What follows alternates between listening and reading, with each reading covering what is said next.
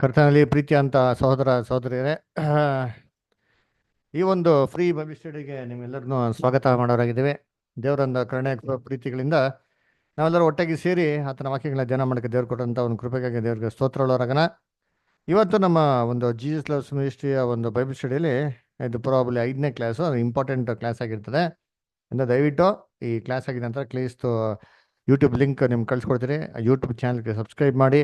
ಆಮೇಲೆ ಇದೆಲ್ಲ ಕ್ರೈಸ್ತ ಸಹೋದರ ಸಹೋದರಿಗಳು ಹಂಚ್ಕೊಳ್ಳಿ. ಉಚಿತವಾಗಿ ಅಂತ ಬೈಬಲ್ ಸ್ಟಡಿಗೆ ಯಾರು ಜನ ಇಂಟ್ರೆಸ್ಟ್ ಇದ್ದರೆ ಅವ್ರ QR ಕೋಡ್ ಮುಖಾಂತರ ಕ್ಲಾಸ್ಗಳಿಗೆ ಜನ ಹಾಕಲಿ. ಕರ್ತನಲ್ಲಿ ಪ್ರೀತಿ ಅಂತ ಸೊರಸುಗಳೇ, ನಮಗೆಲ್ಲ ಚೆನ್ನಾಗಿ ಗೊತ್ತಿರಂಗೆ ಸತ್ಯವೇದದಲ್ಲಿ 66 ಪುಸ್ತಕಗಳೇನಾಗಿದೆ ಇದೆ. ಮೊದಲನೇ ಪುಸ್ತಕ ಆದಿಕಾಂಡ, ಕೊನೆಯ ಪುಸ್ತಕ ಪ್ರಕಟಣೆ. ಈ 66 ಪುಸ್ತಕದಲ್ಲಿ ಏನಪ್ಪ ಇದೆ ಅಂತ ನೋಡೋದಂದ್ರೆ ದೇವರ ಯೋಜನೆ ಏನಾಗಿದೆ ಅಡಗಿದೆ. ಅದಕ್ಕೆ ಆದಿಕಾಂಡದಲ್ಲಿ ನಾವೇನಪ್ಪ ನೋಡ್ತೀವಿ ಅಂದರೆ, ಒಂದು ರಾಜ್ಯನ ದೇವರು ಸ್ಥಾಪನೆ ಮಾಡಿದ್ರು ಈಡೇನ್ ತೋಟದಲ್ಲಿ.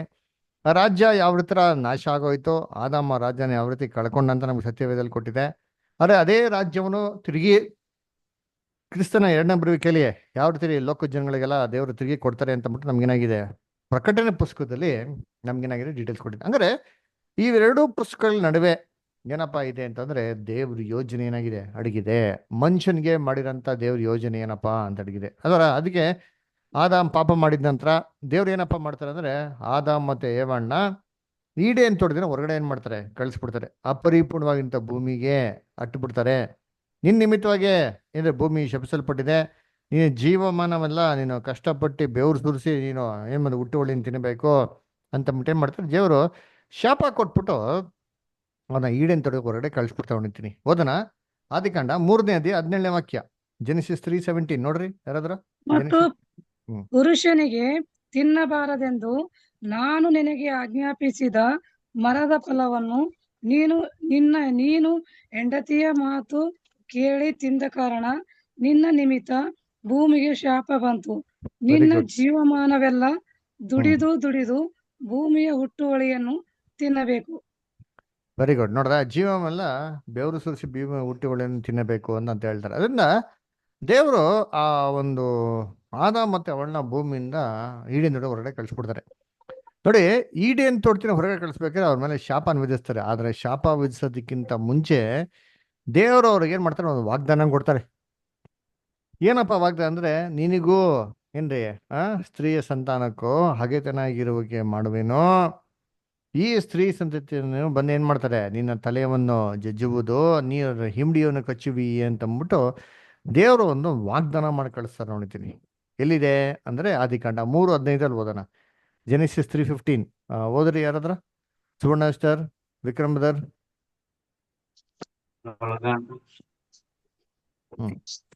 ಆದಿಕಾಂಡ 3ನೇ ಅಧ್ಯಾಯ 15ನೇ ವಚನ. ನಿನಗೂ ಈ ಸ್ತ್ರೀಗೂ ನಿನ್ನ ಸಂತಾನಕ್ಕೂ ಈ ಸ್ತ್ರೀಯ ಸಂತಾನಕ್ಕೂ ಹಗೆತನವಿರುವ ಹಾಗೆ ಮಾಡುವೆನು. ಈಕೆಯ ಸಂತಾನವು ನಿನ್ನ ತಲೆಯನ್ನು ಜಜ್ಜುವುದು, ನೀನು ಅದರ ಹಿಮ್ಮಡಿಯನ್ನು ಕಚ್ಚುವಿ ಎಂದು ಹೇಳಿದನು. ನೋಡ್ರ, ನೀನು ಅದ ಹಿಮ್ಮಡಿಯನ್ನು ಕಚ್ಚುವಿ, ಅದರ ಏನಂತ ತಲೆಯನ್ನು ಜಜ್ಜುವಿ ಅಂತ ಏನ್ ಮಾಡ್ತಾರೆ ಹೇಳ್ತಾರೆ ಅದರ. ಸೊ ಅದರಿಂದ ಈ ಆದಾಮ್ ಮತ್ತೆ ಅವಳಿಗೆ ಏನ್ರಿ ಈ ಒಂದು ವಾಗ್ದಾನದ ಮೇಲೆ ಒಂದು ನಿರೀಕ್ಷೆ ಇರ್ತಾರೆ. ಅದರ ಒಂದು ಸ್ತ್ರೀಯ ಸಂತತಿ ಬರ್ತದೆ, ಸರ್ಪ ತಲೆ ಏನ್ ಮಾಡ್ತಾರೆ ಜಸ್ತದೆ ಅಂತ ಅಂದ್ಬಿಟ್ಟು. ಅಲ್ರ, ನಿನಗೂ ಆ ಸ್ತ್ರೀಗೂ ಅಂತ ಹೇಳ್ಬೇಕಾದ್ರೆ, ನಿನಗೆ ಅಂತ ಹೇಳ್ಬೇಕಾದ್ರೆ ಯಾರಪ್ಪ ಅಂದ್ರೆ ಸರ್ಪಕ್ಕೆ ಹೇಳ್ತಾ ಇರೋದು. ಸರ್ಪಕ್ಕೂ ಸ್ತ್ರೀಯ ಸಂತಾನಕ್ಕೆ ಏನ್ ಮಾಡ್ತೀನಿ, ಹಗೆತನ ಆಗಿರುವ ಈಗ ಮಾಡುವೇನು ಅಂತ ಹೇಳ್ತಾರೆ. ಯಾಕೆ ಸರ್ಪಕ್ಕೆ ಹಗೆತನ ಇರುವ ಹಾಗೆ ಮಾಡ್ತೀನಿ ಅಂತ ಹೇಳ್ತಾರೆ ಅಂತಂದ್ರೆ, ಈಡೇನ್ ತೋಟದಲ್ಲಿ ಏವಾಳನ್ನ ವಂಚಿಸೋದಕ್ಕೆ ಯೂಸ್ ಮಾಡಿರೋಂಥ ಕುತಂತ್ರ ಯೂಸ್ ಮಾಡೋಂಥ ಒಂದು ಪ್ರಾಣಿನೇ ಯಾವ್ದಪ್ಪ ಅಂತಂದ್ರೆ ಒಂದು ಸರ್ಪ ಅಲ್ವರ. ಅದಕ್ಕೆ ನೋಡ್ಬೇಕಾರೆ ನಾವು ಬೈಬಲ್ ಏನ್ ನೋಡ್ತೀವಿ, ಆದಿಕಾಂಡ 3:1 ಏನ್ರಿ ಯೆಹೋವ ದೇವರು ಉಂಟು ಮಾಡಿದ್ದ ಎಲ್ಲಾ ಭೂಜಂತುಗಳಲ್ಲಿ ಸರ್ಪ ಹೆಂಗಿತ್ತಂದ್ರೆ ತುಂಬಾ ಯುಕ್ತಿ ಉಳ್ಳದಾಗಿತ್ತಂತೆ, ತುಂಬಾ ಇಂಟೆಲಿಜೆಂಟ್ ಅಂದ್ರಿ. ಅಲ್ದ್ರ ಅದು ಸ್ತ್ರೀ ಹತ್ರ ಬಂದ್ಬಿಟ್ಟು ಏನ್ ಮಾಡ್ತಾರೆ, ಮಾತಾಡ್ತು ಅಂತ ನಾವು ನೋಡ್ತೀರಿ. ಅದ್ರ ಯಾಕೆ ಸೇತಾನು ಸರ್ಪನ ಉಪಯೋಗಿಸ್ಕೊಂಡ? ಅಲ್ಲಿ ಈಡೇನ್ ತೋಟದಲ್ಲಿ ಎಷ್ಟೋ ಪ್ರಾಣಿಗಳಿತ್ತಪ್ಪ, ಯಾಕೆ ಪರ್ಟಿಕ್ಯುಲರ್ ಸರ್ಪನ ಉಪಯೋಗಿಸ್ತಾ ಅಂತ ನೋಡ್ಬೇಕಾರೆ, ಏನ್ರಿ ಎಲ್ಲಾ ಪ್ರಾಣಿಗಳು ಅದರಲ್ಲಿ ತುಂಬಾ ಯುಕ್ತಿ ಉಳ್ಳದು, ತುಂಬಾ ಇಂಟೆಲಿಜೆಂಟ್ ಯಾವ್ದಪ್ಪ ಅಂದ್ರೆ ಸರ್ಪ ಅಂತ ನೋಡ್ತೀರಿ. ಹಂಗಾದ್ರೆ ಸೇತಾನು ಆದಾಮ್ ಮನೇಲಿ ಕೆಲಸ ಮಾಡೋಂಥ ಒಂದು ಕೆಲಸಗಳಲ್ಲಿ ತುಂಬಾ ಇಂಟೆಲಿಜೆಂಟ್ ಆಗಿನ ಕೆಲಸನ ಏನ್ ಮಾಡ್ತಾನೆ ಉಪಯೋಗಿಸ್ಕೊಂತಾರೆ. ಯಾಕೆ? ಅವನ ಕೆಲಸನ ಸಾಧಿಸ್ಕೊಳಕ್ಕೆ. ಹೇಗೆ ಅಂತ ಹೇಳ್ಬೇಕಾದ್ರೆ, ಕರ್ತನಲ್ಲಿ ಪ್ರೀತಿ ಅಂತ ಸೋಗಳೇ, ಇವಾಗ ಏನ್ರಿ ಮನೆಯ ಒಳಗಡೆ ಎಲ್ಲಾ ವಿಚಾರಗಳು, ಮನೇಲಿರ ಯಾವ ವ್ಯಕ್ತಿ ಗೊತ್ತಾಗ್ತಾರಪ್ಪ ಅಂತಂದ್ರೆ ಆ ಮನೇಲಿ ಕೆಲಸ ಮಾಡೋರು ಗೊತ್ತಾಗ್ಬಿಡ್ತಾರೆ. ಇಲ್ಲ ಅಂತಂದ್ರೆ ಆ ವಿಚಾರಗಳು ಯಾರಿಗೂ ಗೊತ್ತಾಗಲ್ಲ. ಆದ್ರೆ ಮನೆ ಒಳಗೆ ಏನೆಲ್ಲ ನಡೀತಾರೋ ಇವೆಲ್ಲ ವಿಚಾರಗಳು ಯಾರು ಗೊತ್ತಾಗೋದು? ಮನೆ ಕೆಲಸಗಂತ ಖಂಡಿತ ಗೊತ್ತಾಗ್ತಾರೆ. ಅದಕ್ಕೆ ಫಸ್ಟ್ ಮನೇಲಿ ಏನೋ ಕಳ್ತನ ಅಥವಾ ಕೊಲೆಗಿಲೆ ಆದ್ರೆ ಪೊಲೀಸ್ ಎಂಕ್ವೈರಿ ಮಾಡೋದೇ ಯಾರನ್ನ ಅಂತಂದ್ರೆ ಕೆಲಸಗಳನ್ನ. ಯಾಕಪ್ಪ ಅಂದ್ರೆ ಅವ್ರಿಗೆಲ್ಲ ಗೊತ್ತಿರ್ತಾರೆ ಇಂಟ್ರಲ್ಲಿ ಏನ್ ನಡೆದಿದೆ ಅಂದ್ಬಿಟ್ಟು. ಇದೇ ರೀತಿ ಆದಾಮ್ ಮತ್ತೆ ಏವಾಳ ಮನೆಯಲ್ಲಿ ಎಲ್ಲಾ ಪ್ರಾಣಿಗಳು ಆದಾಮ್ಗೆ ಏನಾಗಿದ್ರು? ದಾಸ ತರ ಇದ್ರು. ಅದ್ರಲ್ಲಿ ತುಂಬಾ ಇಂಟೆಲಿಜೆಂಟ್ ಆಗಿರೋ ಯಾರಪ್ಪ ಅಂದ್ರೆ ಸರ್ಪಾರಿ. ಅದಕ್ಕೆ ದೇವರು ಸರ್ಪನ ಉಪಯೋಗಿಸ್ಕೊಂತಾರೆ ಅದರ. ಅದಕ್ಕೆ ಈ ಈ ಸರ್ಪ ಯಾರಿಗಪ್ಪ ಛಾಯೆ ಅಂತ ನೋಡ್ತೀರಿ ಅಂತಂದ್ರೆ ಸೇತಾನಿಗೇನ್ರಿ ಒಂದು ಛಾಯೆ ಅದರ. ಸೇತಾನ ಹಿಂಗಿದಾನೆ ಅಂತಂದ್ರೆ ಎಲ್ಲರೂ ನಿಂತ್ಕೊಂಡ್ಬಿಡ್ತಾರೆ, ಇವ್ರು ಸರ್ಪ ತರನೇ ಇದ್ದಾನೆ, ಕ್ರೂರವಾಗಿದ್ದಾನೆ, ಖರಾಬಾಗಿದ್ದಾನೆ, ಕಪ್ಪಗಿದ್ದಾನೆ ಇಲ್ಲ ಕೆಂಪಗಿದ್ದಾನೆ, ಏನೋ ಬಾಯಿ ಬಿಟ್ರೆ ಬರೀ ಬೆಂಕಿ ಬರ್ತದೆ, ಕಣ್ಣೆಲ್ಲ ಕೆಂಪಗಿರ್ತದೆ, ಎಂದರೆ ಅಗ್ನಿ ತರ ಏನಾಗಿದ್ದಾರೆ, ಜ್ವಾಲೆ ಬರ್ತಾ ಇರ್ತದೆ. ಆಮೇಲೆ ಕೈ ಕಾಲುಗಳೆಲ್ಲ ಬೆಳುಗಳೆಲ್ಲ ಚೂಪಾಗಿರ್ತದೆ, ರೈತ ಕೋರೆಯಲ್ಲಿರ್ತದೆ, ಆ ಅಲ್ವರ ತಲೆ ಮೇಲೆ ಕೊಂಬಿರ್ತದೆ ಅಂತ ಏನ್ ಮಾಡ್ತಾರೆ. ಇವೆಲ್ಲ ಎಲ್ಲ ವೀಡ ಅಂತ ಐಡಿಯಾಗಳು. ಯಾಕಂದ್ರೆ ಇದೆಲ್ಲ ನಮ್ಗೆ ಟಿವಿಯಲ್ಲಿ ಕಾಮಿಕಲ್ಲಿ ನೋಡ್ಸ್ಬಿಟ್ಟವ್ರೆ ಅದರ. ಆದ್ರೆ ಸತ್ಯವೇದಲ್ಲಿ ಏನ್ ಹೇಳ್ತಾನೆ? ಸೇತನ ಹಿಂಗಿದನಾ ಅಂತಂದ್ರೆ ಓದ ನೋಡಿ ವಾಕ್ಯ. ಎಸಿಕೆಲ್ 28:12 ಓದಿ. ಯಾರ್ದು ಎಸಿಕೆಲ್ 28:12? ವಿಕ್ರಮ್ ಬದ್ರ ಓದ್ಬೋದಾ?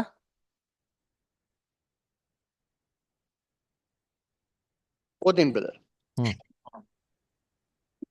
ನರಪುತ್ರನೇ, ನೀನು ತೂರಿನ ಅರಸನ ವಿಷಯದಲ್ಲಿ ಶೋಕಗಿತವಾಗಿ ನೆನೆತು ಅವನಿಗೆ ಹೀಗೆ ನುಡಿ, ಕರ್ತನಾದ ಯೆಹೋವನು ಇಂತೆನ್ನುತ್ತಾನೆ, ನೀನು ಸರ್ವ ಸುಲಕ್ಷಣ ಶಿರೋಮಣಿ, ಪೂರ್ಣ ಜ್ಞಾನಿ, ಪರಿಪೂರ್ಣ ಸುಂದರ.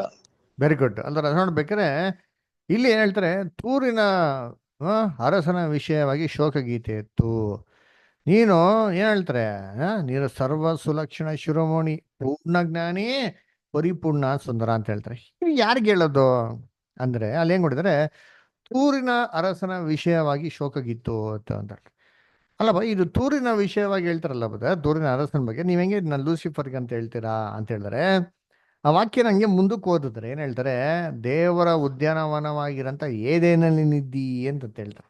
ಬೇಕಾ ಓದೋದು ನೋಡಿರ್ತೀನಿ. ವಿಕ್ರಮ್ ಭದ್ರ ಹಂಗೆ ಓದ್ತೀರಾ? ಹಂಗೆ ಬೈಬಲ್ ತೆಗೆದಿ ಮುಂದಕ್ಕೆ ಕಂಟಿನ್ಯೂ ಮಾಡಿ. ಅಲ್ಲಿ ನಿಲ್ಸಿರಲ್ಲ ನಂಗೆ 13th ವರ್ಸ್ಗೆ. ಒಂದ್ ನಿಮಿಷ ಬ್ರದರ್, ಓಪನ್ ಮಾಡಿ.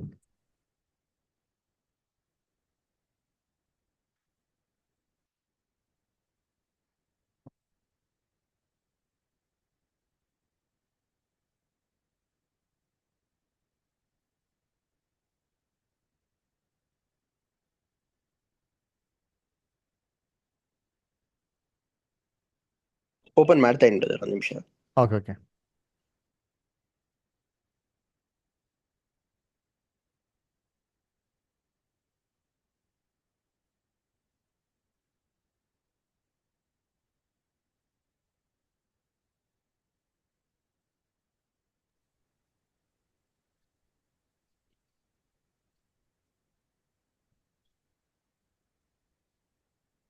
ಓಕೆ ಬ್ರದರ್ ಓದಿ ಓಕೆ, ಗೋ ಅಹೆಡ್. ಓದಿ ಓದಿ ಓದಿ ವಿಕ್ರಮ್ ಭದ್ರ. ಬ್ರದರ್ ಇಂಗ್ಲಿಷ್ ಅಲ್ಲಿ ಇದೆ, ಓದ್ತೀನಿ. ದೋ has been in Eden the garden of god. ನೋಡ್ರ, ದೋ has been in Eden of garden of god ಅಂತ. ಇದು ಕನ್ನಡದಲ್ಲಿ ಓದಿ, ಬೇರೆ ಯಾವ್ದಾದ್ರು ಓದಿ ಕನ್ನಡದಲ್ಲಿ. ಎಜಿಕಲ್ 28:13 ಹಂಗೆ ಕಂಟಿನ್ಯೂ ಮಾಡಿ. ದೇವರ ಉದ್ಯಾನವನವಾದ ಏದಿನಲ್ಲಿ ನೀನಿದ್ದಿ. ನೋಡ್ರ, ದೇವರ ಉದ್ಯಾನವಾದವಂತ ಏದೇನಲ್ಲಿ ನಿದ್ದಿ ಅಂತ ಹೇಳ್ತಾರೆ. ಸರಿ, ತೂರಿನ ಅರಸನು ಏದೇನ್ ತೋಟದಲ್ಲಿದ್ನಾ? ಇಲ್ವಲ್ಲ. ಅವನು ಸರ್ವ ಸುಲಕ್ಷಣ ಶಿರೋಮಣಿನಾ, ಪೂರ್ಣ ಜ್ಞಾನಿನ, ಪರಿಪೂರ್ಣ ಸುಂದರನಾ? ಆಮೇಲೆ ನೋಡಿ ಹಂಗೆ ಮುಂದಕ್ಕೆ ಓದಿ ಬದಾರ. ಅಲ್ಲೇ ಏನ್ ಹೇಳ್ತಾರೆ? ನೀನ್ ರೆಕ್ಕೆ ತೆರಡು ನೆರಳು ಕೊಡುವಂತ ಕೆರುಬು ಅಂತ ಹೇಳ್ತಾರೆ ಅಲ್ವರ. ನಂಬುದಾರ ಹಂಗೆ ಓದಿ ಮುಂದಕ್ಕೆ. ಮಾಣಿಕ್ಯ, ಪುಷ್ಪರಾಗ, ಪಚ್ಚೆ, ಪೀತರತ್ನ, ಬೆರುಳ್ಳ, ವೈಡೂರ್ಯ, ನೀಲ, ಕೆಂಪರಲು, ಸ್ಫಟಿಕ, ಈ ನವರತ್ನಗಳಿಂದ ಭೂಷಿತವಾಗಿದ್ದಿ. ನಿನ್ನಲ್ಲಿನ ಈ ರತ್ನಗಳ ಗೂಡುಗಳು, ಮನೆಗಳು ಸುವರ್ಣ ರಚಿತವಾಗಿದ್ದವು. ನಿನ್ನ ಸೃಷ್ಟಿಯ ದಿನದಲ್ಲಿ ಸಿದ್ಧವಾದವು. ನೀನು ರೆಕ್ಕೆ ತೆರೆದು ನೆರಳು ಕೊಡುವ ಕೆರೂಬಿಯಾಗಿದ್ದಿ. ನೋಡ್ರ, ರೆಕ್ಕೆ ತೆರೆದು ನೆರಳು ಕೊಡುವಂತ ಕೆರುಬು. ಏನಪ್ಪಾ? ತೂರಿನ ಅರಸ ರೆಕ್ಕೆ ತೆರಳಿಗೆ ನೆರಳು ಕೊಡುವಂತ ಕೆರುಬ. ಮತ್ತೆ ಅವನ ಯಾಕೆ ಮನುಷ್ಯಂಗೆ ಹೇಳ್ಬೇಕು? ಆಕ್ಚುಲಿ ಇಲ್ಲಿ ತೂರಿನ ದೇಶನ ಅರಸನ್ನ ಲೂಸಿಫರ್ಗೆ ಹೋಲಿಕೆ ಮಾಡ್ತಾರೆ. ಯಾಕಂದ್ರೆ ಎಲ್ಲ ಗುಣಗಳು ಲೂಸಿಫರ್ ಇರೋದೆಲ್ಲ ಅರಸನಿತ್ತು ಅಂತ. ಆಕ್ಚುಲಿ ಇದು ಹೇಳ್ತಾ ಇರೋದು ಲೂಸಿಫರ್ಗೆ ಪ್ರವಾದನೆ ಮಾತ್ರ ಹೇಳ್ತಾ ಇರೋದ್ರಿ. ಅದಕ್ಕೆ ತೂರಿನ ದೇಶ ಅಧಿಪತಿ ಹೆಂಗಪ್ಪ ಇದ್ದಾನೆ ಅಂದ್ರೆ ಸರ್ವ ಸುಲಕ್ಷಣ ಶಿರೋಮಣಿ ಸೇತಾನ್ ಲೂಸಿಫರ್ ಹೆಂಗ ಅಂದ್ರೆ ಹಂಗವಂತ ಪೂರ್ಣ ಜ್ಞಾನಿ ಅಂತಾರೆ. ದೇವರ ಉದ್ಯಾನವಂತ ಏದನಲ್ಲಿ ಇದ್ದೀ ಅಂತ ಹೇಳ್ತಾರೆ. ಅದಕ್ಕೆ ನಾವೆಲ್ಲ ಎನ್ಸ್ಕೊಂಡಕ್ಕೆ ಕುರೂಪವಾಗಿ ಕರ್ರಾವಾಗಿ ಒಂಥರ ವಿಕಾರವಾಗಿ ಲೂಸಿಫರ್ ಏನಿಲ್ಲ ರೀ, ಇಲ್ಲ ರೀ. ಲೂಸಿಫರ್ ಹೆಂಗಪ್ಪ ಇದ್ದಾನೆ ಅಂದ್ರೆ ಪ್ರಕಾಶವುಳ್ಳ ದೇವದೂತ ಅಂತಾರೆ ಇದಂತೆ. ಅವನ್ನೇನೋ ನೋಡಿದ್ರೆ ನಾವು ಸಾಷ್ಟಾಂಗ ಇವನೇ ದೇವ್ರು ಅಂತ ಅಂದ್ಬಿಟ್ಟು ನಮಸ್ಕಾರ ಮಾಡ್ಬೇಕ್ರಿ. ಅಷ್ಟು ಏನ್ರಿ ಅದ್ಭುತವಾಗಿ ಅವನು ಅಂತೀರಿ. ವಾಕ್ಯ ಯಾವ್ದು ನೋಡಿದ್ದೀನಿ, 2ನೇ ಕುರಿತ 11:14. 2ನೇ ಕುರಿತ 11:14. ಆ ಸುವರ್ಣಸ್ಟರ್ ಓದ್ತೀರಾ? ಬ್ರದರ್. ಹ್ಮ್ 2 ಕೊರಿಂಥೆ 11:14. ಹ್ಮ್ ಇದೇನು ಆಶ್ಚರ್ಯವಲ್ಲ, ಸೈತಾನನು ತಾನೇ ಪ್ರಕಾಶ ರೂಪವುಳ್ಳ ದೇವದೂತರ ವೇಷವನ್ನು ಹಾಕಿಕೊಳ್ಳುವಾಗ ಹ್ಮ್. ಇಷ್ಟೇ ಇದೆ ನೋಡ್ರ, ಬ್ರದರ್. ದೇವ ದೂತನ ವೇಷವನ್ನು ಹಾಕಿಕೊಳ್ಳುವಾಗ ಸೇತನ ಹೆಂಗ್ ಬರ್ತಾನಂತಾರೆ? ಸೇತನ್ ತರ ಬರ್ತಾನ? ದೇವದೂತನ ವೇಷ ಹಾಕೊಂಡ್ ಬರ್ತಾನಂತೆ. ನೋಡ್ರಿ, ಕರ್ತನಲ್ಲಿ ಪ್ರೀತಿ ಅಂತ ಸೋದರ ಸೋದರಿಗಳೇ ಅಲ್ವರ. ಹಂಗಾರೆ ದೇವದೂತನ ತರನೇ ಬರುತ್ತೆ. ಅದಕ್ಕೆ ಬೈಬಲ್ ಇವನು ಏನ್ ಹೇಳ್ತಾರೆ, ಉದಯ ಸೂಚಕ ನಕ್ಷತ್ರ ಅಂತ ಹೇಳ್ತಾರೆ. ಏನಪ್ಪ ಇದು ಉದಯ ಸೂಚಕ ನಕ್ಷತ್ರ ಅಂತಂದ್ರೆ ಇಂಗ್ಲಿಷಲ್ಲಿ ಮಾರ್ನಿಂಗ್ ಸ್ಟಾರ್ ಅಂತ ಹೇಳ್ತಾರೆ. ಮಾರ್ನಿಂಗ್ ಸ್ಟಾರ್ ಅಂದ್ರೆ ಏನಂದ್ರೆ ಬೆಳಗ್ಗೆ ಒಂದು ಸುಮಾರು 3 ಗಂಟೆ ಕಾಲ ಆ ಸಮಯದಲ್ಲಿ ಬೆಳಗ್ಗೆ ನೋಡಿದ್ರೆ ಆಕಾಶದಲ್ಲಿ ಒಂದು ನಕ್ಷತ್ರ ತುಂಬಾ ಪ್ರಜ್ವಲಿಸ್ತಾ ಇರ್ತಾರೆ ಬ್ರೈಟ್ ಆಗಿ. ಇದು ಪ್ಲಾನೆಟ್ ಜುಪಿಟರ್, ಅದ್ರ ನಕ್ಷತ್ರ ತರ ಕಾಣಿಸ್ತದೆ. ಇದಕ್ಕೇನಪ್ಪ ಹೆಸರು ಅಂದ್ರೆ ಮಾರ್ನಿಂಗ್ ಸ್ಟಾರ್ ಅಂತ. ಅದೇ ಇದು ಅರ್ಥ ಏನಪ್ಪಾ ಅಂದ್ರೆ ದೇವರ ಮುಂಜಾನೆ ಸೃಷ್ಟಿಗಳು ಯಾರಪ್ಪ ಅಂದ್ರೆ ಲೂಸಿಫರ್ ಅಲ್ವರ. ಇವನ್ನ ಸೃಷ್ಟಿ ಮಾಡ್ಬೇಕಾದ್ರೆ ಅಷ್ಟೊಂದು ಅದ್ಭುತವಾಗಿ ಸೃಷ್ಟಿ ಮಾಡಿದಂತೆ. ನೋಡಿ ಅವ್ನು ಹೆಂಗಿದ್ದಾನೆ ಓದನ. ಎಜಿಕೆಲ್ 14:12 ಓದಿ. ಎಜಿಕೆಲ್ 14ನೇ ಅಧ್ಯಾಯ 12ನೇ ವಾಕ್ಯ. ಯಾರತ್ತೀರಾ? ಇಲ್ಲಿ ನಮ್ಮ ಬಿಂದು ಸಿಸ್ಟರ್. ಹಾ ಪಾಸ್ಟರ್. ಹ್ಮ್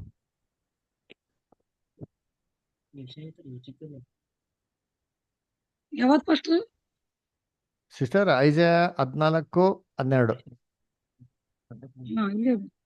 ಆಹಾ ಉದಯ ನಕ್ಷತ್ರವೇ, ಬೆಳ್ಳಿಯೇ, ಆಕಾಶದಿಂದ ಹೇಗೆ ಬಿದ್ದೆ, ಜನಾಂಗಗಳನ್ನು ಕೆಡವಿದ ನೀನು, ನೀನು ಕಡಿಯಲ್ಪಟ್ಟು ನೆಲಕ್ಕೆ ಉರುಳಿದೆಯಲ್ಲ.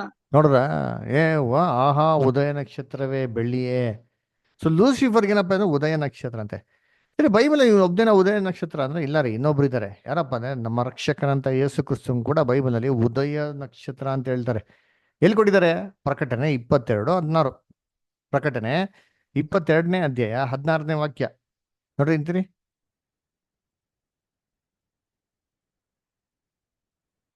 ಹಾ, ಲಕ್ಷ್ಮೀ ಇಷ್ಟರು ಓದ್ಬೋದಾ? ಓದ್ತೀನಿ ಬ್ರದರ್. ಹ್ಮ್ ಯೇಸು ಎಂಬ ನಾನು ನನ್ನ ಸಭೆಗಳ ಪ್ರಯೋಜನಾರ್ಥಕವಾಗಿ ಈ ಸಂಗತಿಗಳ ವಿಷಯದಲ್ಲಿ ನಿಮಗೆ ಸಾಕ್ಷಿ ಹೇಳುವುದಕ್ಕೋಸ್ಕರ ನನ್ನ ದೂತನನ್ನು ಕಳುಹಿಸಿಕೊಟ್ಟೆನು. ನಾನು ದಾವೀದ ವಂಶದವನೆಂಬ ಬುಡದಿಂದ ಹುಟ್ಟಿದ ಚಿಗುರು, ಅವನ ಸಂತತಿಯು ಉದಯ ಸೂಚಕವಾದ ಪ್ರಕಾಶವುಳ್ಳ ನಕ್ಷತ್ರವೂ ಆಗಿದ್ದೇನೆ. ನೋಡ್ರ, ಏನ್ರ ದಾವೀದನ ವಂಶ ಚಿಗುರು, ಪ್ರಕಾಶವುಳ್ಳ ಉದಯ ಸೂಚಕ ನಕ್ಷತ್ರ ಅಂದ್ರೆ ಯೇಸು ಕ್ರಿಸ್ತನಿಗೆ ಪ್ರಕಾಶವುಳ್ಳ ಉದಯ ಸೂಚಕ ನಕ್ಷತ್ರ. ಅಂದ್ರೆ ಬೈಬಲ್ ಇಬ್ಬರು ಉದಯ ಸೂಚಕ ನಕ್ಷತ್ರ ಇದ್ದಾರೆ. ಹಾಗೆ ಇಬ್ರು ಒಟ್ಟಿಗಿದಾರಾ ಅಂತಂದ್ರೆ ಅಫ್ಕೋರ್ಸ್ ಇಬ್ರು ಏನಾಗಿದ್ದಾರೆ, ಒಟ್ಟಿಗೆ ಇದ್ದಾರೆ. ಎಲ್ಲಿದ್ದಾರೆ? ಯೋಬನ ಪುಸ್ತಕದಲ್ಲಿ 38ನೇ ಅಧ್ಯಾಯ 6 ಮತ್ತು 7. ಯೋಬ 38 6 ಮತ್ತು 7. ಗೌತಮ್ ಬ್ರದರ್ ಏನೋ ಓದ್ಬೋದಾ? ಬೈಬಲ್ನ ಆಗ್ತದ?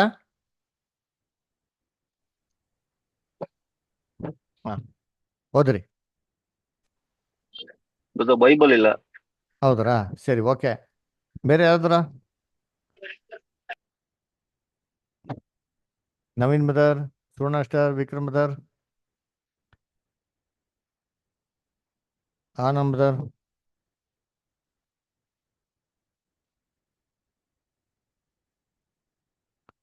ದೇವಿ ಸಿಸ್ಟರ್, ಓದ್ರಿ. ಮುಂಜಾನೆ ನಕ್ಷತ್ರಗಳು ಒಟ್ಟಾಗಿ ಹ್ಮ್ ಉತ್ಸಾಹಧ್ವನಿ ಎತ್ತುತ್ತಾ ದೇವಕುಮಾರರೆಲ್ಲರೂ ಹ್ಮ್ ಆನಂದ ಘೋಷಣೆ ಮಾಡುತ್ತಾ ಇರಲು ನೋಡ್ರ. ಭೂಲೋಕದ ಹ್ಮ್ ಪಾದಗಳು ಹ್ಮ್ ಯಾವುದರಲ್ಲಿ ನೆಲೆಗೊಂಡವು? ನೋಡ್ರ, ದೇವರ ಸೃಷ್ಟಿಯ ದಿನದಲ್ಲಿ ನೋಡ್ಬೇಕಾರೆ ಮುಂಜಾನೆ ನಕ್ಷತ್ರ ಒಟ್ಟಾಗಿ ಉತ್ಸಾಹ ಧ್ವನಿ ಎತ್ತುತ್ತಾ ದೇವರ ಕುಮಾರ ಎಲ್ಲರೂ ಆನಂದ ಘೋಷ ಮಾಡುತ್ತಾ ಇರೋದು ಭೂಮಿಯ ಸುಣ್ಣ ಪಾದಗಳು ಯಾವ್ದ್ರಲ್ಲಿ ನೆಲೆಗೊಂಡವು. ಭೂಮಿಗೆ ಫೌಂಡೇಶನ್ ಹಾಕ್ಬೇಕಾದ್ರೆ ಎಲ್ಲ ಜೊತೆಗಿದ್ದು ಸಂತೋಷವಾಗಿದ್ದಾರೆ. ಹಂಗಾರೆ ಏನರ್ಥ? ಭೂಮಿಯಲ್ಲಿ ಮನುಷ್ಯನ ಸೃಷ್ಟಿ ಮಾಡೋ ತನಕ ಲೂಸಿಫರ್ ಚೆನ್ನಾಗಿದ್ದಾನೆ, ಏನೋ ತೊಂದರೆ ಇಲ್ಲ. ಅದರ ಇವರೆಲ್ಲ ಒಟ್ಟಿಗಾಗಿ ಏನ್ ಮಾಡೋರೆ? ಸೃಷ್ಟಿ ಮಾಡ್ತಾರೆ. ಅದರ ಅದಕ್ಕೆ ದೇವ್ರು ಏನ್ ಮಾಡಿದ್ರೆ ಈ ತರ ಮನುಷ್ಯನ ತನ್ನ ಸ್ವರೂಪದಲ್ಲಿ ತನ್ನ ಹೋಲಿಕೆಗೆ ಸರಿಯಾಗಿ ಸೃಷ್ಟಿ ಮಾಡ್ಬಿಟ್ಟು ಈ ಭೂಲೋಕದಲ್ಲಿ ಅಧಿಕಾರನ ಯಾರು ಕೊಟ್ಬಿಟ್ರು ಅಂದ್ರೆ ಆದಾಮ್ ಮತ್ತೆ ಅವಳ ಕೊಟ್ಬಿಟ್ಟು ಈ ರೆಕ್ಕೆ ತೆರೆದು ನೇಳು ಕೊಡುವಂತ ಕೆರುಬನಾಗಿ ಲೂಸಿಫರ್ನ ಏನ್ ಮಾಡೋದು ಭೂಲೋಕದಲ್ಲಿ ವಾಚ್ಮನ್ ಆಗಿ ಇಟ್ರಿ. ಅವಾಗ ಏನ್ರಿ ಲೂಸಿಫರು ಅಂಥ ಉದಯ ಸೂಚಕ ನಕ್ಷತ್ರ ಆದಾಮ್ ಮತ್ತೆ ಅವಳಿಗೆ ಏನ್ರಿ ಒಂದು ರಕ್ಷಣೆ ಕೊಡೋದಕ್ಕೆ ಒಂದು ವಾಚ್ಮನ್ ತರ ಇರೋದಕ್ಕೆ ತಾನೇ ಏನ್ ಮಾಡಕ್ಕಾಗಿಲ್ಲ, ಅಷ್ಟೇ ತಗ್ಗಿಸ್ಕೊಳಕ್ಕಾಗಿಲ್ಲ ರೀ. ಅದಕ್ಕೆ ಅವ್ನು ಏನ್ ಮಾಡ್ತಾನೆ, ದೇವ್ರದಾಗೆ ಎಲ್ಲಾ ಕೆಟ್ಟದ್ದು ಏನ್ ಮಾಡ್ತಾನೆ ಯೋಚನೆ ಮಾಡ್ತಾನೆ ನೋಡಿರ್ತೀನಿ. ಅದಕ್ಕೆ ಕರ್ತನಲ್ಲಿ ಪ್ರೀತಿ ಅಂತ ಸೊಗಳೆ ಹೇಗೆ ಅಂತಂದ್ರೆ, ಇಮ್ಯಾಜಿನ್ ಮಾಡಿ ಒಂದು ಕಂಪನಿಲಿ ಮ್ಯಾನೇಜರ್ ಆಗಿದ್ರಿ ಅಂತ. ನಾಳೆಯಿಂದ ನಮ್ಮ ಮ್ಯಾನೇಜರ್ ಎಲ್ಲ ನೀವು ವಾಚ್ಮನ್ ಆಗಿ ಕೆಲಸ ಮಾಡ್ಬೇಕು ಅಂದ್ರೆ ನಮ್ಗೆ ಹೆಂಗಿರ್ತದೆ? ದಿನ ಬೆಳಿಗ್ಗೆ ಹೋಗ್ತಾ ಬರ್ತಾ ನಮ್ಮ ಬಾಸ್ಗೆ ಸೈಟ್ ಹೊಡ್ತಾ ಇರ್ಬೇಕ್ರೆ, ನಾನು ಹಿಂಗಿದ್ದೆ, ನಾನು ಹಿಂಗ್ ಮಾಡ್ಬಿಟ್ಟ, ಇವ್ನಿಗೆ ಏನಾರ ಮಾಡ್ಬೇಕು ಅಂತ ಯಾವ ತರ ಒಂದು ಕೆಟ್ಟದೆಲ್ಲ ಯೋಚನೆ ಮಾಡ್ತಿರೋ, ಇದೇ ರೀತಿ ಲೂಸಿಫರ್ ಏನ್ ಮಾಡವನೆ, ಎಲ್ಲಾ ದೇವ್ರದಾಗೆ ಕೆಟ್ಟದೆಲ್ಲ ಯೋಚನೆ ಮಾಡೋಣ. ಯಾವಾಗ ದೇವ್ರನ್ನ ತಗ್ಗಿಸ್ಕೊಂಡು ಈಡೇನ್ ತೋಟದಲ್ಲಿ ಮನುಷ್ಯನ ಮೇಲೆ ವಾಚ್ಮನ್ ಆಗಿರು ಅಂತಂದ್ರು, ರಕ್ಷಣೆ ಕೊಡುವಂತ ಕೆರುವಾಗಿರು ಅಂತಂದ್ರು, ಇವನ್ ತಾನೇ ತಗ್ಗಿಸ್ಕೊಳಕ್ಕಾಗಿಲ್ಲ. ಅವಾಗ ದೇವ್ರದ್ವಾಗೆ ಇಲ್ದಿರೋ ರೀತಿಯಲ್ಲೆಲ್ಲ ತಪ್ಪಾಗಿ ಯೋಚನೆ ಮಾಡಕ್ಕೆ ಏನ್ ಮಾಡ್ತಾನೆ, ಶುರು ಮಾಡ್ತಾನೆ. ಅಂದ್ರೆ ಅವಾಗ ಏನ್ ಯೋಚನೆ ಮಾಡೋದು? ತನ್ನ ಮನಸ್ಸಿನಲ್ಲಿ ನಾನು ಆಕಾಶಕ್ಕೆ ಏನ್ರಿ ಹತ್ತಿ ಉತ್ತರ ದಿಕ್ಕಿನ ಕಟ್ಟ ಕಡೆ ಇರುವ ಸುರಗಣ ಪರ್ವತದಲ್ಲಿ ನನ್ನ ಸಿಂಹಾಸನವನ್ನು ದೇವರ ನಕ್ಷತ್ರಗಳಿಗಿಂತ ಎಲ್ಲದರ ಮೇಲೆ ಏರಿಸಿ ಆಸೀನರಾಗೋಣವೇನೋ. ಅಂದ್ರೆ ಒಂದೊಂದು ತೊಗೊತೀನಿ ಏನಾಗ್ತೀನಿ, ನಾನು ಸಮಾಧಾನ ಆಗ್ತೀನಿ ಅಂದ್ಬಿಟ್ಟು ಅವಾಗ ಯೋಚನೆ ಮಾಡ್ತಾ ನೋಡಿರ್ತೀನಿ. ಹೇಳ್ಕೊಟ್ಟಿದ್ದಾರೆ ಏಷಯ 14ನೇ ಅಧ್ಯಾಯ 13 ಮತ್ತು 14.